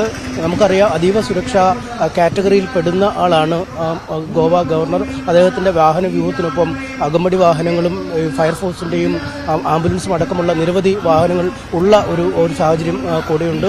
ഇതിലേക്കാണ് സ്ക്രീനിൽ കാണുന്നുണ്ട് പോലീസ് നൽകിയ 1000 രൂപ പിഴയിട്ടതിന്റെ രസീത്. അതിനകത്ത് സാധാരണ ഒരു അലക്ഷ്യമായി വാഹനം ഓടിച്ചതിന് കേസെടുക്കുന്നതിന് ഫൈൻ ചുമത്തിയിരിക്കുന്നു എന്നുള്ള രീതിയിലാണ് പോലീസ് ആ റെസിപ്റ്റ് നൽകിയിരിക്കുന്നത്. ഇത്രയും വളരെ ലഘുവായിട്ട് പോലീസ് ഈ കാര്യത്തിൽ ഇടപെട്ടത്, അതിനെക്കുറിച്ചുള്ള വിമർശനം അവിടെ ഉയർന്നിട്ടുണ്ടോ? ആരെങ്കിലും ഇപ്പോൾ BJPയുടെ ഭാഗത്തു നിന്നായാലും എന്തെങ്കിലും ഒരു പ്രതികരണം ഈ വിഷയത്തിൽ ഉണ്ടായിട്ടുണ്ടോ? BJP ജില്ലാ ഘടകവും മറ്റുമൊക്കെ ഇതിനകം ഇക്കാര്യത്തിൽ ഒരു പ്രതിഷേധം ഉയർത്തി കഴിഞ്ഞിരിക്കുന്നു. ഈ ഉയർന്ന CPM നേതാവിന്റെ, അതായത് ജില്ലയിലെ ഏറ്റവും മുതിർന്ന CPMന്റെ ജില്ലാ സെക്രട്ടറിയുടെ തന്നെ മകനായതുകൊണ്ടാണ് ഇത്തരത്തിൽ ലഘു സ്വഭാവത്തോടുകൂടി കേവലം 1000 രൂപ പിഴ ഈടാക്കി ഈ ജൂലിയൻ നികിദാസിനെ വിട്ടയച്ചത് അല്ലെങ്കിൽ കസ്റ്റഡിയിൽ എടുക്കാതിരിക്കുന്നത് എന്നാണ് അവർ പറയുന്നത്. വലിയ പ്രതിഷേധം തന്നെ ഇക്കാര്യത്തിൽ ഉയർത്താനുള്ള നീക്കത്തിലുമാണ് BJP. നമുക്കും മനസ്സിലാക്കാം, കാരണം ഒരു ഗവർണറുടെ വാഹന വ്യൂഹത്തിലേക്ക് ഒരു വാഹനം പെട്ടെന്ന് ഇടിച്ചു വരുമ്പോൾ അതിനെതിരെ നടപടിയെടുക്കണമെന്ന ഒരു ആവശ്യം അല്ലെങ്കിൽ അത്തരത്തിൽ പോലീസുകാരുടെ ഭാഗത്തു നിന്നുമൊക്കെ ഉണ്ടായിരുന്നു. എന്നാൽ പിന്നീടാണ് ഇത് ആളാരാ എന്ന് മനസ്സിലാക്കുന്നത്. അതുകൊണ്ട് തന്നെ വാഹനം കസ്റ്റഡിയിൽ എടുക്കുന്നതിനോ ഈ ആളെ കസ്റ്റഡിയിൽ എടുക്കുന്നതിനോ പോലീസ് തയ്യാറാവാതിരുന്നത് എന്ന് നമുക്ക് വ്യക്തമാണ്. എന്തായാലും ഒരു പിഴ ഒന്നും ചെയ്തില്ല എന്ന് വരാതിരിക്കും, ഒരു പിഴ ഈടാക്കി 1000 രൂപ പിഴ ഈടാക്കി അശ്രദ്ധമായ വാഹനം ഓടിക്കലിന് ചുമത്തിയാണ് ഇപ്പോൾ ഫൈൻ ഈടാക്കിയിരിക്കുന്നത്. പക്ഷേ ഇതുകൊണ്ടൊന്നും കാര്യങ്ങൾ തീരില്ല. ഇക്കാര്യത്തിൽ ഗോവ ഗവർണറോ അല്ലെങ്കിൽ ഗോവ രാജ്ഭവനോ വലിയ ഗുരുതരമായ ഒരു സംഭവമാണ് എന്നുള്ള രീതിയിൽ വിലയിരുത്തിയിരുന്നില്ല. പക്ഷേ ഇങ്ങനെ ഒരു വ്യക്തി വന്നു, ഞാൻ രാജ്ഭവന്റെ ചില സോഴ്സുകളുമായിട്ട് ബന്ധപ്പെട്ടിരുന്നു. അപ്പോൾ അവർ പറഞ്ഞ കാര്യമാണ്, ഇങ്ങനെ ഒരാൾ കാർ ഓടിച്ച് വന്നു, അയാളെ പോലീസ് തന്നെ പറയുന്നുണ്ടായിരുന്നു കസ്റ്റഡിയിൽ എടുക്കൂ എന്ന് പറയുന്നുണ്ടായിരുന്നു. ഇത്രയും കഴിഞ്ഞതിന് ശേഷം ശ്രീധരൻപിള്ള അദ്ദേഹത്തിന്റെ വീട്ടിലേക്ക് തന്നെ പോയി. പിന്നെ രാജ്ഭവൻ ഇക്കാര്യത്തിൽ ഒരു ഫോളോ അപ്പ് നടത്തിയില്ല. പക്ഷേ ഈ വാർത്ത പുറത്തു വരികയും അതിൽ പറഞ്ഞിരിക്കുന്നത് CPM ജില്ലാ സെക്രട്ടറിയുടെ മകനാണ് ഇക്കാര്യം അറിയുകയും ചെയ്തതോടുകൂടി രാജ്ഭവൻ ചില തുടർ നീക്കങ്ങൾ നടത്തുന്നുണ്ട് എന്നാണ്. അതിന്റെ ഭാഗമായിട്ടുള്ള പരാതി വന്നിട്ടുണ്ടോ? പോലീസ് കമ്മീഷണർക്ക് പരാതി നൽകിയിട്ടുണ്ടോ ഗോവ രാജ്ഭവൻ? അങ്ങനെ നൽകുമെന്ന് രാജ്ഭവൻ അറിയിച്ചിരുന്നു. നമുക്ക് ഇപ്പോഴും പരാതി ലഭിച്ചിട്ടില്ല എന്നാണ് മനസ്സിലാക്കാൻ കഴിയുന്നത്. പ്രത്യേകിച്ചും ഈ ഗോവയിൽ ഇന്ന് പ്രധാനമന്ത്രി നരേന്ദ്രമോദി പങ്കെടുക്കുന്ന ചടങ്ങുകളുമായി ബന്ധപ്പെട്ടൊക്കെയുള്ള തിരക്കിൽ ആണ് രാജ്ഭവൻ. അതുകൊണ്ട് ആ തിരക്കൊന്ന് ഒഴിവായ ശേഷം വൈകുന്നേരത്തിനുള്ളിൽ പരാതി നൽകുമെന്നാണ് അറിയിച്ചിരിക്കുന്നത്. നിലവിൽ തന്നെ പോലീസ് ഒരു കെണിയിലായിട്ടുണ്ട്. കാരണം ഈ അതീവ ഗുരുതരമായ നിയമലംഘനം നടന്നിട്ടും പിഴ ഈടാക്കുക മാത്രമാണോ ചെയ്തത്, അല്ലെങ്കിൽ എന്താണ് ഇതിൽ നടന്നത് എന്നതിനെക്കുറിച്ചൊരു അന്വേഷണം പ്രാഥമികമായി നടത്തിയിട്ട് വേണമായിരുന്നു ആളെയും വാഹനവും വിടാനെന്ന ഒരു രീതിയിലുള്ള വിലയിരുത്തൽ തന്നെയാണുള്ളത്. എന്തായാലും അക്കാര്യത്തിൽ പോലീസിന് വീഴ്ച വന്നിട്ടുണ്ട് എന്ന വിലയിരുത്തൽ പോലീസ് സേനയ്ക്കുള്ളിൽ തന്നെയുണ്ട്. ഇനിയിപ്പോൾ രാജ്ഭവൻ പരാതി ഔദ്യോഗികമായി നൽകിയാൽ വലിയ ഗൗരവത്തോടുകൂടി തന്നെ ഈ കേസ് എടുക്കേണ്ടി വരും. അല്ലെങ്കിൽ ഇതുമായി ശരി. MS അനീഷ് കുമാർ വിവരങ്ങൾ നൽകിയതിന് നന്ദി. എന്തായാലും ഗോവ ഗവർണറുടെ യാത്രയിൽ വലിയ സുരക്ഷാ വീഴ്ച ഉണ്ടായിട്ടും പോലീസ് ഇക്കാര്യം വലിയ ഗൗരവത്തോടെ എടുക്കാത്തതിന് കാരണം CPM ജില്ലാ സെക്രട്ടറിയുടെ മകനാണ് കാർ ഓടിച്ചിരുന്നത്. ജില്ലാ സെക്രട്ടറിയുടെ മകനാണ് കാർ ഓടിച്ച് കയറ്റിയത് ഗോവ ഗവർണറുടെ വാഹന വ്യൂഹത്തിന് ഇടയിലേക്ക്. അതുകൊണ്ട് തന്നെയാണ് 1000 രൂപ പിഴ ചുമത്തി ജൂലിയസിനെ പോലീസ് പറഞ്ഞു വിട്ടത്. വാഹനം കസ്റ്റഡിയിലെടുത്തെങ്കിലും വാഹനവും വിട്ടുകൊടുക്കുകയാണ് ഉണ്ടായത്. എന്തായാലും ഗോവ രാജ്ഭവൻ ഇക്കാര്യത്തിൽ തുടർ നടപടികളുമായി മുന്നോട്ട് പോകുവാനാണ് തീരുമാനിച്ചിരിക്കുന്നത്. അടുത്ത വാർത്ത ഡൽഹിയിൽ നിന്നാണ്. പ്രധാനമന്ത്രി നരേന്ദ്രമോദി ഇന്നലെ പാർലമെന്റിൽ നടത്തിയ പ്രഖ്യാപനം അക്ഷരാർത്ഥത്തിൽ പ്രതിപക്ഷ നിരയെ ഞെട്ടിച്ചിരിക്കുകയാണ്. ഇത്തവണ 400-ലധികം സീറ്റുകൾ NDA നേടും എന്നുള്ള മോദിയുടെ പ്രഖ്യാപനം, 370 സീറ്റുകൾ BJP ഒറ്റയ്ക്ക് നേടുമെന്ന മോദിയുടെ പ്രഖ്യാപനം, ഇക്കാര്യത്തിൽ പല പ്രതികരണങ്ങളും വന്നുകൊണ്ടിരിക്കുകയാണ്. മോദിയുടെ പ്രഖ്യാപനം ശരിയാകുമോ? അതേസമയം ധാർഷ്ട്യമാണ് മോദി നടത്തിയിരിക്കുന്ന ഈ പ്രഖ്യാപനത്തിലുള്ളതെന്നാണ് പ്രതിപക്ഷത്തിന്റെ അഭിപ്രായം. സ്വപ്നം മാത്രമാണെന്നും പ്രതിപക്ഷം പറയുന്നുണ്ട്. എങ്കിൽ പോലും പ്രതിപക്ഷ നിരയെ ആശങ്കപ്പെടുത്തുന്നതാണ് മോദിയുടെ ആത്മവിശ്വാസം കലർന്ന ഈ വാക്കുകൾ. കുറേയേറെ സഖ്യസാധ്യതകൾ പോലും കാണുന്നുണ്ട് രാഷ്ട്രീയ നിരീക്ഷകർ. കൂടുതൽ വിവരങ്ങളുമായി രഞ്ജിത്ത് ചേരുന്നുണ്ട്.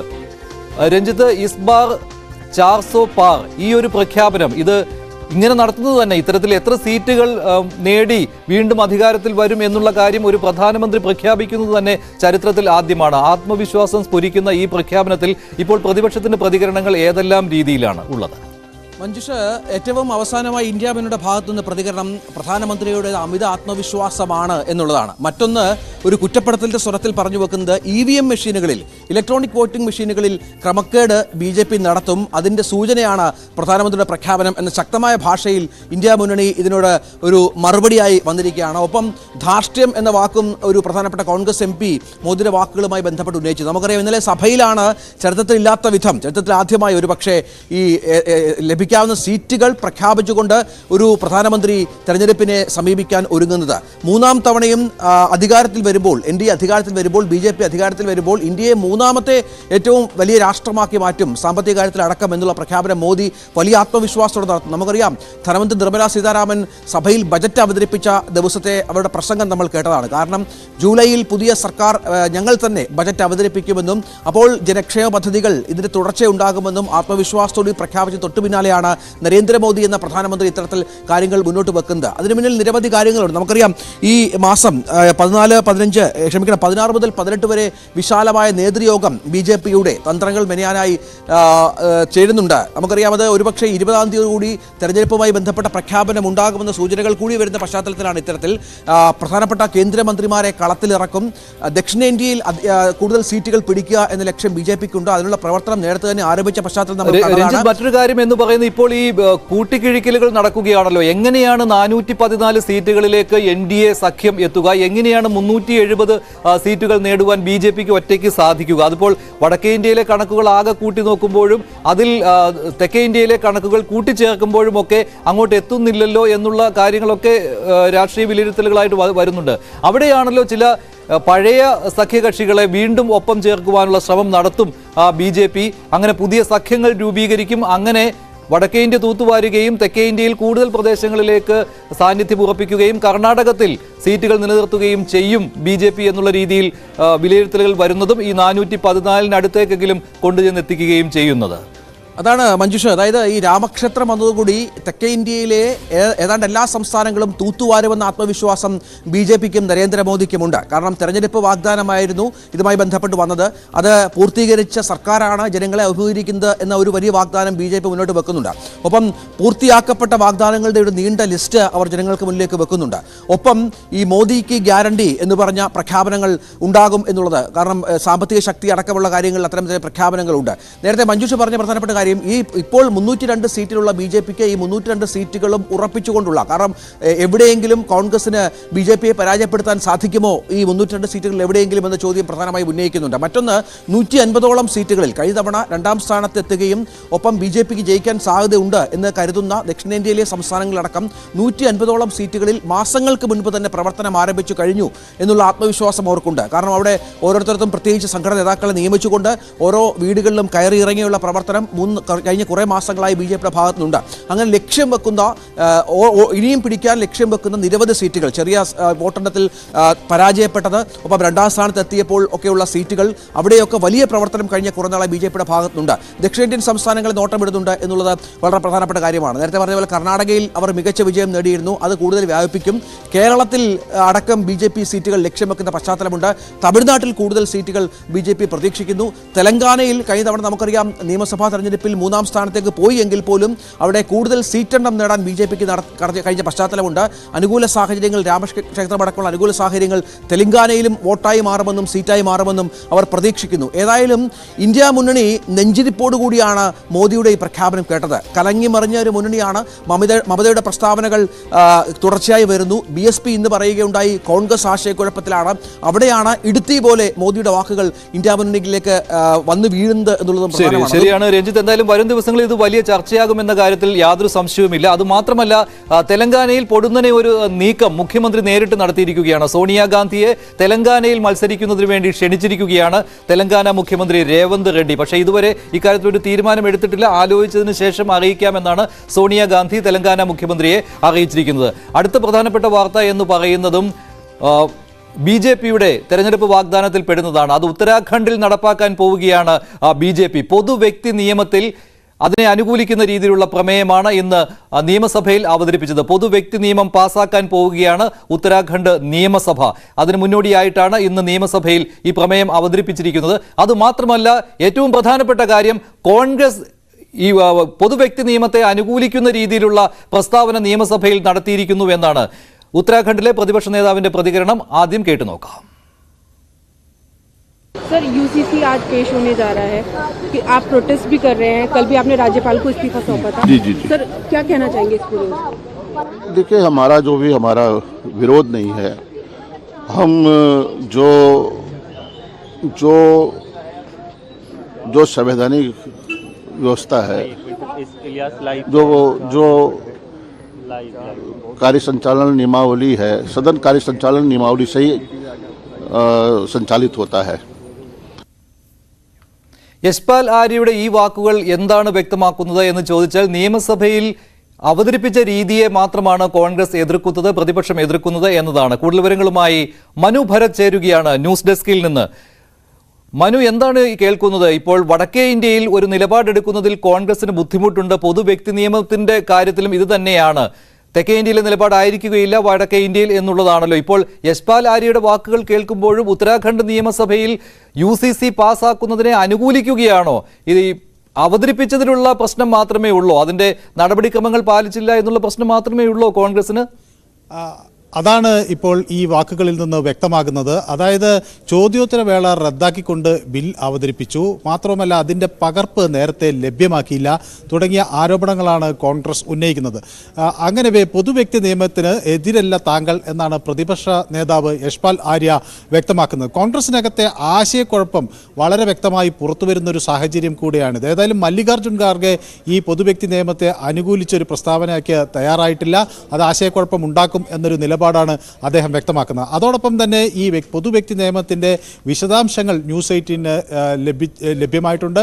182 പേജുള്ള ഈ പൊതുവ്യക്തി നിയമം 4 ഭാഗങ്ങളിലായിട്ടാണ് ഉള്ളത്. പ്രധാനമായും നമുക്കറിയാം, ഈ ഇതിൽ വിവാഹമോചനം, ദത്ത്, പിന്തുടർച്ചാവകാശം തുടങ്ങിയ വിഷയങ്ങളാണ് പ്രധാനമായും ഇത് കൈകാര്യം ചെയ്യുന്നത്. അതിൻ്റെ വിശദാംശങ്ങൾ നമുക്ക് ലഭ്യമായിട്ടുണ്ട്. അതിൻ്റെ 1-ാം ഭാഗം വിവാഹത്തെയും വിവാഹമോചനത്തെയും സംബന്ധിച്ചതും 2-ാം ഭാഗം പിന്തുടർച്ച അവകാശത്തെ സംബന്ധിച്ചതുമാണ്. ബഹുഭാര്യത്വം റദ്ദ് ചെയ്യണം എന്ന് ഈ ബില്ല് ശുപാർശ ചെയ്യുന്നു. അതുപോലെ നിക്കാഹ് ഹലാമ, അതായത് ഒരു യുവതി ഒരു വിവാഹമോചനം നേടിക്കഴിഞ്ഞാൽ മറ്റൊരാളുമായി വിവാഹം കഴിച്ച് ലൈംഗിക ബന്ധത്തിൽ ഏർപ്പെട്ടതിന് ശേഷം ഡൈവേഴ്സ് വാങ്ങിയ ആദ്യത്തെ ഭർത്താവിന് വിവാഹം കഴിക്കാൻ കഴിയൂ എന്നൊരു നിയമം ഉണ്ട്. ആ നിയമം റദ്ദാക്കപ്പെടും. അതുപോലെ മറ്റു പല വിഷയങ്ങളിലും ഈ ബില്ല് സുപ്രധാനമായ തീരുമാനങ്ങൾ ആയിരിക്കും എന്ന് വ്യക്തമാക്കുന്നു. ഇതോടൊപ്പം തന്നെ മുസ്ലിം പേഴ്സണൽ ലോ, അതുപോലെ ഹിന്ദു മാരേജ് ആക്ട്, ക്രിസ്ത്യൻ സമൂഹത്തെ ബാധിക്കുന്ന ഈ disposition of marriage act, minority and guardianship act, Hindu reunion act, Hindu marriage act, child marriage തുടങ്ങിയ ഒട്ടനവധി നിയമങ്ങൾക്ക് മുകളിലൂടെയായിരിക്കും ഈ പൊതു വ്യക്തി നിയമം വരിക. അപ്പോൾ ക്രിസ്ത്യൻ, ഹിന്ദു, മുസ്ലിം വിഭാഗങ്ങൾക്ക് ഒരേപോലത്തെ ഒരു നിയമ സംവിധാനം ഉണ്ടാകുമെന്നാണ് കരുതുന്നത്. ഏതായാലും ഗോത്ര വിഭാഗങ്ങളെ ഈ ബില്ലിൽ നിന്ന് ഒഴിവാക്കിയിരിക്കുന്നു എന്നാണ് വ്യക്തമാകുന്നത്. തിങ്കളാഴ്ച മുതൽ ചേർന്ന 4 ദിവസത്തെ പ്രത്യേക യോഗമാണ് ബില്ല് ചർച്ച ചെയ്യുന്നത്. 2 മണിവരെ സഭ ഇപ്പോൾ പിരിഞ്ഞിരിക്കുകയാണ്. സ്പീക്കർ റിതു ഖണ്ഡാരിയാണ് 2 മണിക്ക് ശേഷം. ശരി മനു ഭരത്, എന്തായാലും ചരിത്രപരമായ ഒരു തീരുമാനത്തിലേക്ക് പോവുകയാണ് ഉത്തരാഖണ്ഡ് നിയമസഭ. എന്തായാലും ബില്ല് പാസ്സാകുമെന്നുള്ള കാര്യത്തിൽ യാതൊരു സംശയമില്ല. ഉത്തരാഖണ്ഡ് നിയമസഭ അങ്ങനെ UCCയെ അംഗീകരിക്കാൻ പോവുകയാണ്. മോദി സർക്കാരിന്റെ മറ്റൊരു പ്രധാനപ്പെട്ട തെരഞ്ഞെടുപ്പ് അജണ്ടയായ UCC അത് രാജ്യവ്യാപകമായി നടപ്പാക്കുന്നതിന്റെ മുന്നോടിയായി കൂടിയാണ് ഉത്തരാഖണ്ഡ് നിയമസഭയിൽ ഇങ്ങനെയൊരു ബിൽ അവതരിപ്പിച്ചത്. ഉത്തരാഖണ്ഡിൽ UCC നിയമമാകാൻ പോവുകയാണ്. അടുത്ത തൃശ്ശൂരിൽ നിന്നുള്ള വാർത്തയാണ്. സുരേഷ് ഗോപിയുടെ തെരഞ്ഞെടുപ്പ് പ്രചാരണത്തെക്കുറിച്ചുള്ള വാർത്തയാണ്. ഇതിനകം തന്നെ സുരേഷ് ഗോപിയാണ് തൃശ്ശൂരിൽ സ്ഥാനാർത്ഥിയാകുന്നത് എന്ന കാര്യത്തിൽ സംശയമില്ല. പക്ഷേ ഔദ്യോഗിക പ്രഖ്യാപനം വരുന്നതിന് മുൻപ് തന്നെ സുരേഷ് ഗോപി പ്രചാരണം തുടങ്ങിക്കഴിഞ്ഞു. 4 മണ്ഡലങ്ങളിലാണ് സുരേഷ് ഗോപിയുടെ പര്യടനം. പക്ഷേ ഇപ്പോഴും സ്ഥാനാർത്ഥിയെ പ്രഖ്യാപിച്ചിട്ടില്ല. പക്ഷേ എങ്കിലും നേരത്തെ തന്നെ ബൂത്ത് തല പ്രവർത്തനങ്ങൾ തുടങ്ങിയിട്ടുണ്ട് എന്നായിരുന്നു സുരേഷ് ഗോപി പറഞ്ഞത്. സുരേഷ് ഗോപിയുടെ വാക്കുകളിലേക്ക് അതിലേക്ക് വരാം. അതിനു മുമ്പ് സുവി വിശ്വനാഥൻ ചേരുകയാണ് തൃശ്ശൂരിൽ നിന്ന്. സുവി, ന്യൂസ് ഡെസ്കിൽ നിന്നാണ് സുവി ചേരുന്നത്. സുവി, നേരത്തെ TN പ്രതാപന് വേണ്ടി ചില ചുവരെഴുത്തുകൾ നടന്നിരുന്നു. പിന്നീട് അത് മായ്ക്കുന്നത് കണ്ടിരുന്നു. പിന്നെ VS സുനിൽകുമാറിന് വേണ്ടി ഒരു ഫേസ്ബുക്കിൽ പ്രചാരണം തുടങ്ങിയിരുന്നു. അത് പിന്നീട് പാർട്ടി തന്നെ ഇടപെട്ടിരുന്നു. പക്ഷേ ഇപ്പോൾ സുരേഷ് ഗോപിക്ക് യാതൊരു സങ്കോചവും ഇല്ലല്ലോ. അദ്ദേഹം എന്തായാലും മുന്നോട്ട് തന്നെ പോവുകയാണ്. അദ്ദേഹമാണ് സ്ഥാനാർത്ഥി എന്ന കാര്യത്തിലും സംശയമില്ല. എന്താണ് ഇപ്പോൾ പ്രചാരണത്തിന്റെ ഒരു രീതി? മഞ്ജുഷ്, കോൺഗ്രസും ഒപ്പം തന്നെ BJPയും തൃശൂരിൽ നിന്നാണ് ലോക്സഭാ തെരഞ്ഞെടുപ്പ് പ്രചാരണത്തിന് തുടക്കം കുറിച്ചിരിക്കുന്നത്. നമുക്കറിയാം, പ്രധാനമന്ത്രിയും അതിനുശേഷം മല്ലികാർജുൻ ഖാർഗെയും എത്തുകയും വലിയ സമ്മേളനങ്ങളിൽ പങ്കെടുക്കുകയും ചെയ്തു. അതിനുശേഷം ഇപ്പോൾ സുരേഷ് ഗോപി പ്രചാരണ രംഗത്ത് സജീവമാകുന്നു എന്നാണ് നമുക്ക് മനസ്സിലാക്കാൻ സാധിക്കുന്നത്.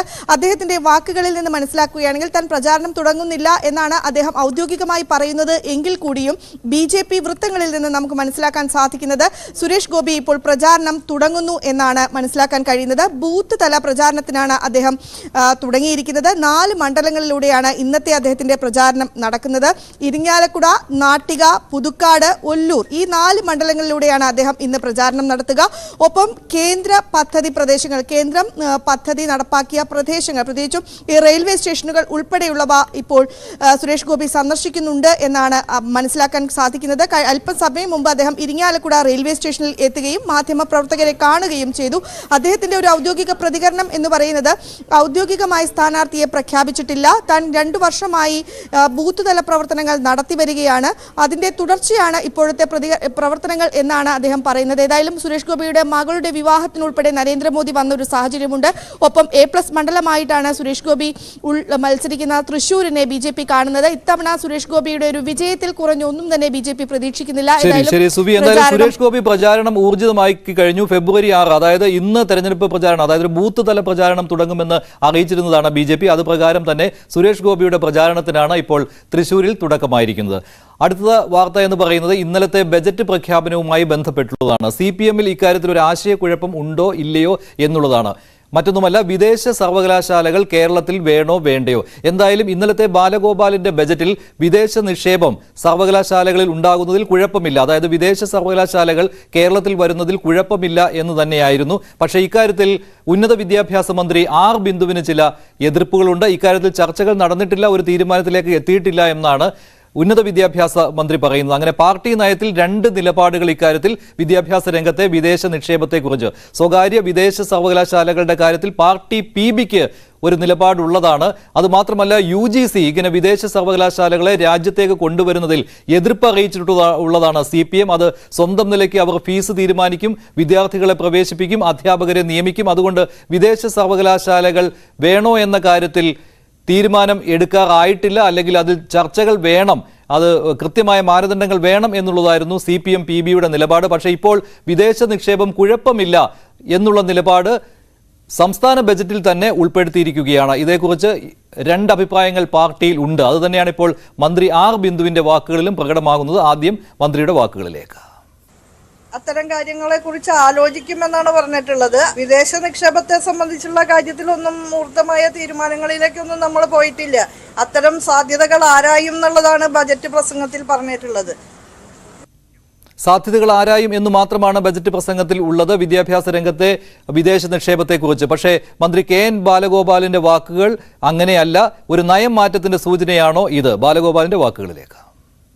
വിദേശ സർവകലാശാലകൾ കേരളത്തിൽ സ്ഥാപിക്കുന്നതുമായി ബന്ധപ്പെട്ട് ചില പ്രധാനപ്പെട്ട പദ്ധതികളും അതുമായി ബന്ധപ്പെട്ട നിക്ഷേപങ്ങളെ കുറിച്ച് വിദേശ സർവകലാശാല സ്ഥാപിക്കുന്നതിനെ പറ്റിയല്ല പറഞ്ഞു. വിദേശ സർവകലാശാലകളുടെ ഉൾപ്പെടെയുള്ളത് പരിശോധിക്കുന്ന അതിൽ പ്രൈവറ്റ് യൂണിവേഴ്സിറ്റി സ്ഥാപിക്കുന്നു പറഞ്ഞു. അല്ല, അങ്ങനെ വരുമ്പോൾ അത് ഇടത് നയവുമായി യോജിച്ചു പോകുന്നതാണ് എന്ന് താങ്കൾക്ക്? പ്രൈവറ്റ് യൂണിവേഴ്സിറ്റിയുടെ കാര്യത്തിനകത്ത് നയവുമായിട്ട് യോജിച്ചു പോകുന്നത് തന്നെയാണ്. മറ്റതൊക്കെ പരിശോധിക്കുമെന്നല്ലേ പറഞ്ഞേക്കുന്നത്. കൂടുതൽ വിവരങ്ങൾ നൽകുന്നതിന് വേണ്ടി VV അരുൺ ഉണ്ട് തിരുവനന്തപുരത്ത് നിന്ന്. അരുൺ, ഇത് ഈ പാർട്ടിയുടെ നയം എന്താണെന്ന് ചോദിച്ചാൽ എന്തായാലും ഇക്കാര്യത്തിൽ ആരും ഒരു എതിർപ്പ് പ്രകടിപ്പിക്കാനുള്ള സമയം അല്ലല്ലോ ഇത്. കാരണം വിദേശ നിക്ഷേപമൊക്കെ ആകാം, അല്ലെങ്കിൽ സ്വകാര്യ നിക്ഷേപങ്ങൾ ആകർഷിക്കാം എന്ന കാര്യത്തിൽ സംശയമില്ല. പക്ഷേ എന്നിരുന്നാലും പാർട്ടി PBയുടെ ഒരു നയമുണ്ടല്ലോ, വിദേശ സർവകലാശാലകളുടെ കാര്യത്തിൽ സൂക്ഷിച്ചേ ഇടപെടാവൂ. UGC ഇങ്ങനെ വിദേശ സർവകലാശാലകളെ ആകർഷിക്കുന്നത് ശരിയായ നിലപാടല്ല, അതിനെ പാർട്ടി എതിർക്കുമെന്ന്. അതിന് ഭിന്നമായിട്ടാണോ ഇപ്പോൾ ബജറ്റിൽ ഇങ്ങനെയൊരു വാക്കുകൾ ഇടം പിടിച്ചിരിക്കുന്നത്? അതുമാത്രമല്ല, ധനമന്ത്രി ഇതിനെ തള്ളിക്കളയുന്നുമില്ല, അത് നിഷേധിക്കുന്നുമില്ല, ഉണ്ടാകില്ല എന്ന് അദ്ദേഹം പറയുന്നുമില്ല. ഇപ്പോൾ SFI സംസ്ഥാന പ്രസിഡന്റ് അനുശ്രീയുടെ പ്രതികരണം കാണാം കോഴിക്കോട് നിന്ന്. വിദേശ സർവകലാശാല ക്യാമ്പസുകൾ കൂടി സംസ്ഥാനത്തിൽ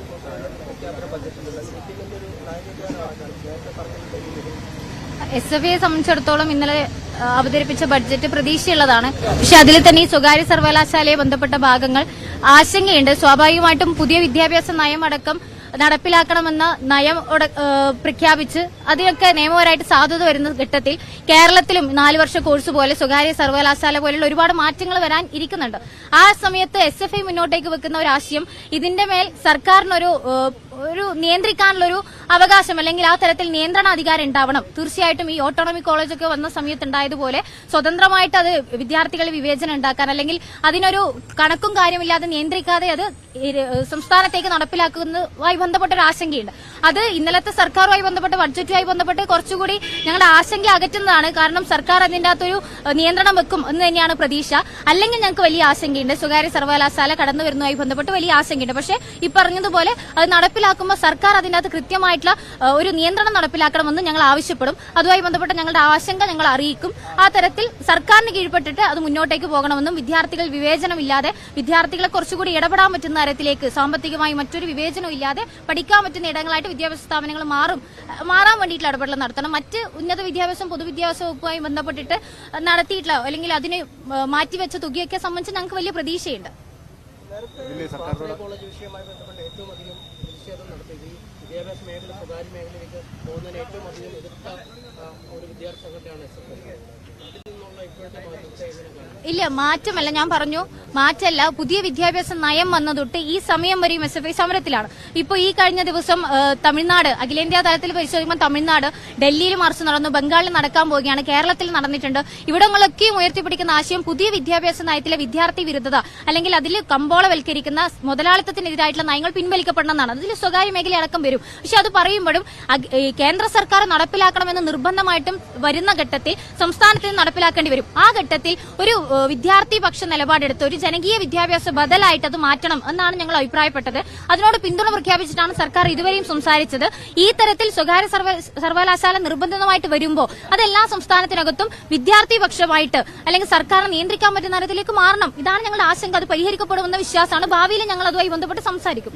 SFI സംസ്ഥാന പ്രസിഡന്റിന്റെ വാക്കുകളാണ് കേട്ടത്. വിദേശ സർവകലാശാലകളുടെ വിഷയത്തിലും സ്വകാര്യ സർവകലാശാലകളുടെ വിഷയത്തിലും ഇത് SFIയുടെ നിലപാടാണ് SFI സംസ്ഥാന പ്രസിഡന്റ് പറയുന്നത്. പക്ഷേ ഇതിൽ SFI കേന്ദ്ര സർക്കാരിന്റെ വിദ്യാഭ്യാസ നയങ്ങൾക്കെതിരെ സമരം നടത്തുന്ന സമയത്ത് തന്നെയാണ് സ്വകാര്യ സർവകലാശാലകളും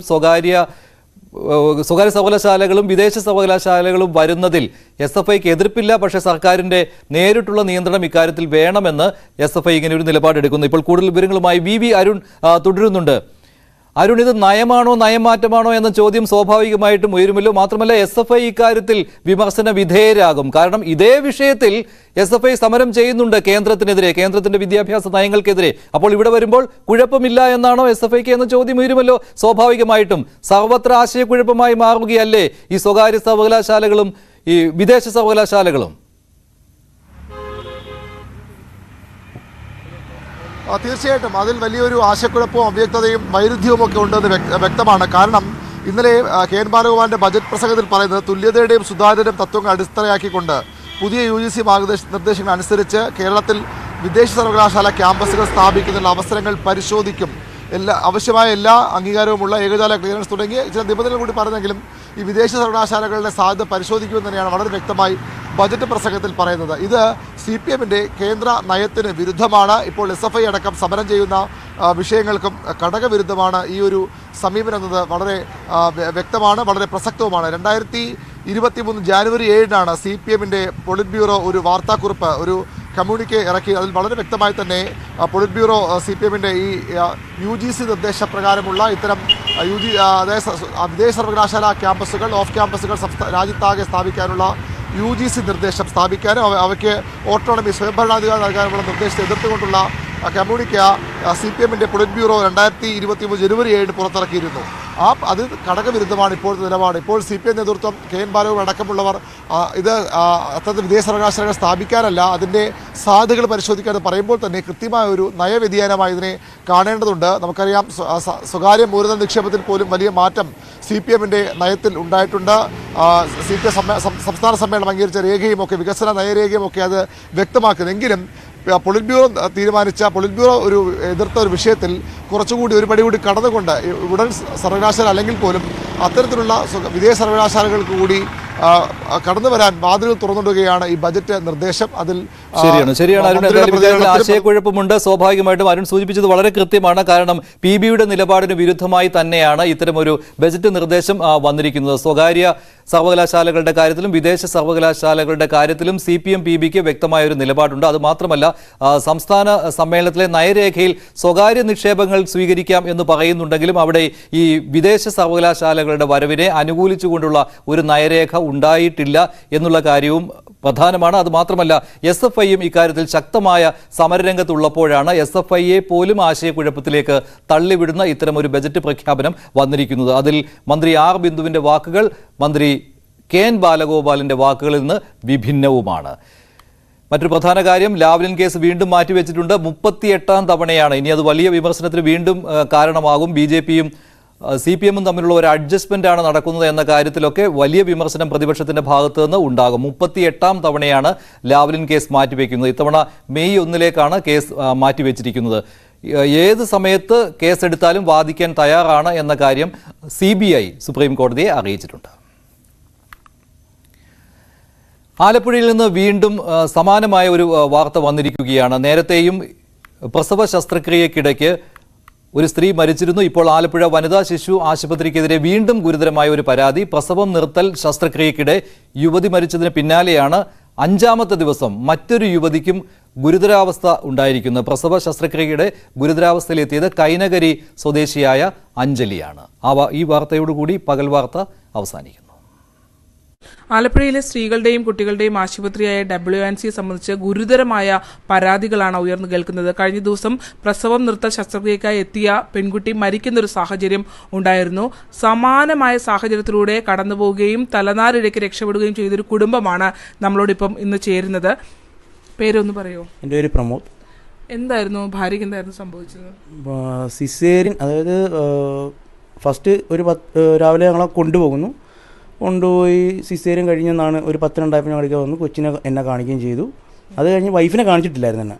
വൈഫിനെ അത് കഴിഞ്ഞ് ഒരു മണിയൊക്കെ ആയപ്പോൾ ഒരു ടെസ്റ്റിന് എഴുതി തന്നവർ. അപ്പോഴും നമ്മളെ കാണുന്നില്ല. എഴുതി തരികയും ജസ്റ്റ് ഇതൊന്ന് ചെക്ക് ചെയ്തിട്ട് പറയാൻ പറഞ്ഞു. ഞങ്ങളിതിൻ്റെ റിസൾട്ട് കൊണ്ട് കൊടുക്കുകയും ചെയ്തു. അത് കഴിഞ്ഞ് പിന്നെ ഇവരൊന്നും ഞങ്ങളിലേക്ക് റെസ്പോണ്ട് ചെയ്തിട്ടില്ല. ഈ 10 മണിക്ക് ശേഷവും ഡെലിവറി കഴിഞ്ഞ് മണിക്കൂറുകളായിട്ടും നിങ്ങളോട് ഒരു കമ്മ്യൂണിക്കേഷൻ നടന്നിട്ടില്ല? ഇല്ല. എന്നെ അകത്തോട്ട് വിളിച്ചിട്ട് അനസ്തേഷ്യ ഡോക്ടറും സിസേറിയൻ ചെയ്ത ഡോക്ടറും കൂടി വിളിച്ചിട്ട് പറഞ്ഞു, ഭാര്യയ്ക്ക് എന്തെങ്കിലും പ്രോബ്ലം ഉണ്ടായിരുന്നോ, ഹാർട്ട് ബീറ്റ്സ് ഭയങ്കര ഇങ്ങനെ കാണിക്കുന്നു, ജനറ്റിക്കായിട്ട് എന്തെങ്കിലും പ്രശ്നം ഉണ്ടോയെന്ന് ചോദിച്ചു. ഞാൻ പറഞ്ഞില്ല, ജനറ്റിക്കായിട്ട് യാതൊരു പ്രശ്നമില്ല, കഴിഞ്ഞ പ്രാവശ്യം ഇവിടെ തന്നെയായിരുന്നു ഓപ്പറേഷൻ ചെയ്തത്, യാതൊരുവിധ പ്രശ്നമില്ലാതാണ് പോയത്, ഇതെന്താണെന്ന് എനിക്കറിയത്തില്ല. അപ്പോൾ അവർ പിന്നീട് എൻ്റെ ഇടയ്ക്ക് ഒന്നും പറഞ്ഞില്ല. ഇതെങ്കിൽ കുഴപ്പമൊന്നും ഉണ്ടാകത്തില്ല എന്നും പറഞ്ഞ് നേരെ ICUയിലോട്ട് മാറ്റുന്നു. അത് കഴിഞ്ഞ് ഒരു 6, 6:30, 7 മണിയായപ്പം എൻ്റെ ഇടയ്ക്ക് ഒരു കാർഡിയക് ഡോക്ടറിനെ കാണാൻ പറയുന്നു, ആനവാദിൻ്റെ അടുത്ത്. പേര് മോഹനൻ ഡോക്ടർ എന്ന് എനിക്ക് തോന്നുന്നു അദ്ദേഹത്തിൻ്റെ പേര്. അദ്ദേഹത്തിനെ പോയി കാണുകയും അദ്ദേഹം നോക്കിയിട്ടില്ല, കുഴപ്പമൊന്നുമില്ല, ചില പെണ്ണുങ്ങൾക്ക് ഉണ്ടാകുന്നതാണ് എന്ന് പറയുകയും ചെയ്തു. പുള്ളിയുടെ എക്സ്പീരിയൻസിൻ്റെ ആയിരിക്കും പറഞ്ഞു. പക്ഷേ അത് കഴിഞ്ഞ് ഡോക്ടർ, ഈ സിസേറിയൻ ചെയ്ത ഡോക്ടർ ഹോസ്പിറ്റലിൽ വരികയും വണ്ടാനത്തോട്ട് കൊണ്ടുപോകും നിൽക്കുമോ, അതായിരിക്കും അവിടെ ഇത്തിരി കൂടി നല്ലതാണെന്ന് പറഞ്ഞു. കഴിഞ്ഞ ദിവസങ്ങളിൽ ആക്ഷേപമുണ്ടായ ആ മരണം കഴിഞ്ഞതിന് ശേഷമാണ് ഈ സംഭവം ഉണ്ടാകുന്നത്. തീർച്ചയായിട്ടും അത് കഴിഞ്ഞ് 4ാമത്തെ ദിവസമാണ് എൻ്റെ വൈഫിൻ്റെ സിസേറിയൻ. അനസ്തീഷ്യയാണ് പ്രശ്നമെന്ന് നിങ്ങളും സംശയിക്കുന്നു? എനിക്ക് തീർച്ചയായിട്ടും, കാരണം അതുവരെ ഒരു കുഴപ്പമില്ലാഞ്ഞൊരു കുട്ടിക്ക് പിന്നെ മേടിച്ചെന്ന അനസ്തേഷ്യ കഴിഞ്ഞിട്ടാണ് ഇദ്ദേഹം ഇത്രയും പ്രശ്നങ്ങളൊക്കെ പറയുന്നത്. ശ്വാസം ഡോക്ടർമാരുടെയും ജീവനക്കാരുടെ ഭാഗത്ത് ഒരു പ്രോപ്പർ കമ്മ്യൂണിക്കേഷൻ പേഷ്യന്റ് ആളുകളോട് അവർ ഇതിനെയൊക്കെ വെറും ലാഘവത്തോടെ കാണുക. എല്ലാ ദിവസവും കാണുന്ന റെഗുലർ റൊട്ടീൻ പോലെ എനിക്ക് തോന്നിയത്. അവരിത് കണ്ട് ശീലിച്ച് കാർഡിയാക്കിൻ്റെ ഡോക്ടർമാർ വരുന്നു, നേരെ ICUലോട്ട് ഷിഫ്റ്റ് ചെയ്യുന്നു. അത് കഴിഞ്ഞ് പിറ്റേ ദിവസം എന്നെ വിളിച്ചിട്ട് പറഞ്ഞു മരണം വരെ സംഭവിക്കാൻ പറ്റുന്നൊരു ചാൻസാണ്, നമുക്ക് നോക്കാം, എങ്ങനെ ഉണ്ടെന്ന് നോക്കാം, ചിലപ്പം ജീവിതകാലം മൊത്തം മെഡിസിൻ കഴിക്കേണ്ടി വരുമെന്ന് പറയുന്നു. നമ്മുടെയൊക്കെ ഒരു വിളിച്ച് പിന്നെ അവിടുത്തെ ഡോക്ടറിൻ്റെയൊക്കെ വിളിച്ച് പറഞ്ഞ് ഭയങ്കര ക്രിട്ടിക്കലിലാണ് ഇവിടെ കൊണ്ടുവന്നിരിക്കുന്നത്. അപ്പോൾ എന്നെ കൊണ്ട് സൈനൊക്കെ ചെയ്ത് മേടിപ്പിച്ചായിരുന്നു, കാരണം അത്രയും മോശം സ്ഥിതിയാന്ന് പറഞ്ഞു. ഈ അലംഭാവം അവിടെ നിന്ന് ഉണ്ടാകുന്നു എന്നുള്ളത് നിങ്ങൾക്ക് ഉറപ്പിച്ചു? എനിക്ക് തീർച്ചയായിട്ടും, കാരണം അവർ 3-4 ദിവസം മുമ്പ് ഇങ്ങനെ ഒരു കേസ് ഉണ്ടായി എങ്കിൽ അവർ വീണ്ടും ശ്രദ്ധ കാണിക്കുകയല്ലേ വേണ്ടത്. ഇനി അങ്ങനെ ഉണ്ടാകാൻ പാടില്ല, അല്ലെങ്കിൽ വേറെ വിഷയങ്ങൾ ഉണ്ടാകാൻ പാടില്ല. നല്ലൊരു പ്രസ്ഥാനത്തെ ചീത്തയാക്കാൻ വളരെ കുറച്ച് സമയം മതി. ഇത്ര ആൾക്കാർ വിശ്വസിച്ച് അവിടെ ചെല്ലുന്നേ, അവർക്ക് അതിൻ്റെതായിട്ട് യാതൊരുവിധ ഒരു എന്താ പറയുന്നത് റെസ്പോൺസിബിലിറ്റീസ് ഒന്നും ഇല്ലാത്ത പോലെ അവർ ബിഹേവ് ചെയ്യുന്നത് തന്നെ. ഈ ശസ്ത്രക്രിയ കഴിഞ്ഞതിന് ശേഷം സ്റ്റിച്ച് ഇട്ടതിനെ സംബന്ധിച്ചൊക്കെ വൈഫ് പറയുന്നത് അത് വളരെ മോശമായിട്ടാണ്. എനിക്ക് തോന്നുന്ന ഒരു 7 സ്റ്റിച്ചൊക്കെയാണ് നോർമലി ഇടേണ്ടത്. 3-4 ഇട്ടിട്ടുള്ളൂ. അതുമല്ല നല്ലോണം അല്ലിട്ടിരിക്കുന്നത്. അതിങ്ങനെ ജസ്റ്റ് ഇങ്ങനെ കാണാൻ പറ്റും നമുക്കത്, ഇങ്ങനെ തുറന്നിരിക്കുന്നത്. ഇന്റൻസീവ് കെയർ യൂണിറ്റിലടക്കം കിടന്നതിന് ശേഷം 10 ദിവസത്തെ ഹോസ്പിറ്റൽ വാസത്തിന് അവസാനമാണ് ഇപ്പോൾ അഞ്ജലി വീട്ടിലേക്ക് എത്തിയിട്ടുള്ളത്. അഞ്ജലി വളരെ ഗുരുതരമായ സാഹചര്യത്തിലൂടെയാണല്ലേ കടന്നുപോയത്? അതെ. എന്തായിരുന്നു ആ സിസേറിയൻ ചെയ്യുന്ന സമയത്ത് ഒരു അവസ്ഥ ഒന്ന് പറയുമോ? ശരിക്കും എനിക്ക് ശ്വാസം മുട്ടൽ ഫീൽ ചെയ്ത്. ഏത് സമയത്ത്? ആ സിസേറിയൻ ചെയ്തുകൊണ്ടിരുന്ന സമയത്ത് നല്ല ബുദ്ധിമുട്ടായിരുന്നു. ശ്വാസം മുട്ടൽ, ശ്വാസതടസ്സവും അങ്ങനെ ഭയങ്കര ബുദ്ധിമുട്ടായിരുന്നു. അനസ്തീഷ്യക്ക് ശേഷമാണോ ഈ പ്രശ്നം? അതെ, അനസ്തീഷ്യ ചെയ്ത് കഴിഞ്ഞിട്ടാണ് എനിക്ക് ശ്വാസം മുട്ടൽ. സിസേറിയൻ ചെയ്തുകൊണ്ടിരുന്ന സമയത്താണ് ശ്വാസം മുട്ടലുണ്ടായത്. കാര്യമായ പ്രശ്നങ്ങളുണ്ടായിരുന്നു. ഹസ്ബൻഡ് പറഞ്ഞത് രാവിലെ 10 മണിയോടുകൂടി ശസ്ത്രക്രിയ കഴിയുന്നു, അതിനുശേഷം ഇവരോട് കമ്മ്യൂണിക്കേറ്റ് ചെയ്യുന്നത് ഒരു പ്രശ്നവും ഇല്ല എന്നുള്ളതാണ്. ആ സമയത്ത് അകത്ത് എന്തായിരുന്നു നടന്നിരുന്നത്? അകത്ത് എനിക്ക് ശ്വാസം മുട്ടൽ ആദ്യം വന്നു കഴിഞ്ഞ് അവര് അകത്ത് തന്നെയായിരുന്നു എന്നെ കിടത്തിയത്. ഇവരെയൊന്നും എന്നെ കാണിക്കുന്നൊന്നുമില്ലായിരുന്നു. പാനിക് സിറ്റുവേഷൻ ഉണ്ടായിരുന്നു അകത്ത്? അകത്ത് അത്യാവശ്യം ഉണ്ടായിരുന്നു. അവരെന്താ ചെയ്തത്? അവര് എനിക്ക് ഓക്സിജൻ മാസ്ക് ഒക്കെ വെച്ച് അങ്ങനെ അതിനകത്ത് തന്നെ ഒബ്സർവേഷനിലായിട്ട് മാറ്റി അവിടെ കിടത്തിയിരിക്കുകയായിരുന്നു. ഒരു കുറേ നേരം കഴിഞ്ഞിട്ടാണ് ഇവർ എന്നെ കാണിക്കുന്നത്. രാവിലെ 10 മണിക്ക് കഴിഞ്ഞ് 10:02 ആയപ്പോൾ കഴിഞ്ഞതായിരുന്നു എൻ്റെ സിസേറിയൻ. അത് കഴിഞ്ഞ് അവിടെ ഒബ്സർവേഷനിൽ കിടത്തി മാസ്ക് ഒക്കെ വെച്ച് തന്നെയാണ് കിടത്തിയിരുന്നത്. അഞ്ജലി എന്ത് ബുദ്ധിമുട്ടുണ്ടെന്നാ പറഞ്ഞ അവരോട്? എനിക്ക് ശ്വാസം മുട്ടലായിരുന്നു. പെട്ടെന്ന് എനിക്ക് ശ്വാസം നല്ലതായിട്ട് നമുക്ക് അറിയാൻ അവസ്ഥയിൽ തന്നെ ഇങ്ങനെ ബോധം പോകുന്ന അവസ്ഥയായിരുന്നു. ഉണ്ടായിരുന്നു. ആ സമയത്തായിരുന്നു എനിക്ക് ശ്വാസം മുട്ടൽ പോലെയല്ല നല്ലതായിട്ട് ഫീൽ ചെയ്തായിരുന്നു. അന്ന് രാത്രിക്ക് വൈകുന്നേരം എനിക്ക് ചെറിയൊരു നെഞ്ചിന് ഒരു ബുദ്ധിമുട്ട് പോലെ ഉണ്ടായിരുന്നു. അപ്പൊ ഇവരോട് പറഞ്ഞപ്പോ ഞാൻ പറഞ്ഞപ്പം ഗ്യാസ് ആണെന്നാണ് ആദ്യം തോന്നിയത്. പക്ഷെ അല്ല, ഗ്യാസ് അല്ലായിരുന്നു, ഈ നെഞ്ചിന്റെ ആ വേരിയേഷൻ ആയിരുന്നു. അത് കഴിഞ്ഞിട്ട് ഹസ്ബൻഡിനോടൊക്കെ പറഞ്ഞ് ഇവിടുന്ന് നമുക്ക് പെട്ടെന്ന് വണ്ടാനത്തോട്ട് ചേഞ്ച് ചെയ്യാം. തീർച്ചയായിട്ടും വയ്യായിരുന്നു എനിക്ക്. അവിടെ ചെന്ന് നേരെ ഗൈനക്കിലോട്ട് കൊണ്ടുപോയി അവിടെ നിന്ന് എക്കോയൊക്കെ എടുത്ത് അത് കഴിഞ്ഞിട്ട് പെട്ടെന്ന് അവരെന്നെ കാർഡിയാക്കിലോട്ട് മാറ്റി. അത് മാത്രമല്ലല്ലോ, ശസ്ത്രക്രിയക്ക് ശേഷം പ്രോപ്പർ ആയിട്ടുള്ള ഒരു ട്രീറ്റ്മെന്റ് സ്റ്റിച്ചിലൊക്കെ ഒരുപാട് ഉണ്ടായിരുന്നു. സ്റ്റിച്ചൊക്കെ അവർ ഭയങ്കര മോശമായിട്ടാണ് ഇട്ടിരിക്കുന്നത്. ഇപ്പോഴും എനിക്ക് അതിന്റെ ഉണങ്ങിയിട്ടൊന്നുമില്ല. ദിവസമായിട്ട് നമുക്ക് ഇവിടെ വീട്ടിൽ ഞങ്ങൾ ഇവിടെ ക്ലീൻ ചെയ്യാനായിട്ട് ആളെ വരുത്തുന്നുണ്ടായിരുന്നു. ആലപ്പുഴയിൽ പൊതുജനാരോഗ്യ രംഗത്ത് വളരെ കുറഞ്ഞ ആശുപത്രികൾ മാത്രമേ ഉള്ളൂ. സാധാരണക്കാരായ ആളുകൾ ധാരാളമായി തിങ്ങിപ്പാർക്കുന്ന ഒരിടമാണ്. അവിടെയാണ് ഇത്തരത്തിൽ ഗുരുതരമായ അലംഭാവം ഉണ്ടാകുന്നത്. അഞ്ജലിയുടെ കേസിലാണെങ്കിലും ആദ്യഘട്ടത്തിൽ മരണപ്പെട്ട പെൺകുട്ടിയുടെ കേസിലാണെങ്കിലും അറ്റൻഡ് ചെയ്ത ഡോക്ടർ ഒരാളാണ് എന്നുള്ളതാണ് ഇപ്പോൾ നമുക്ക് ലഭ്യമാകുന്ന വിവരം. ആരോഗ്യവകുപ്പ് ഈ വിഷയത്തിൽ കൂടുതൽ ഗൗരവത്തോടു കൂടി നോക്കിക്കാണുമെന്ന് തന്നെ നമുക്ക് പ്രതീക്ഷിക്കാം. ക്യാമറമാൻ പ്രശാന്ത് മംഗലശ്ശേരിക്കൊപ്പം ആലപ്പുഴയിൽ നിന്നും ശരണ്യ സ്നേഹജൻ, ന്യൂസ് 18.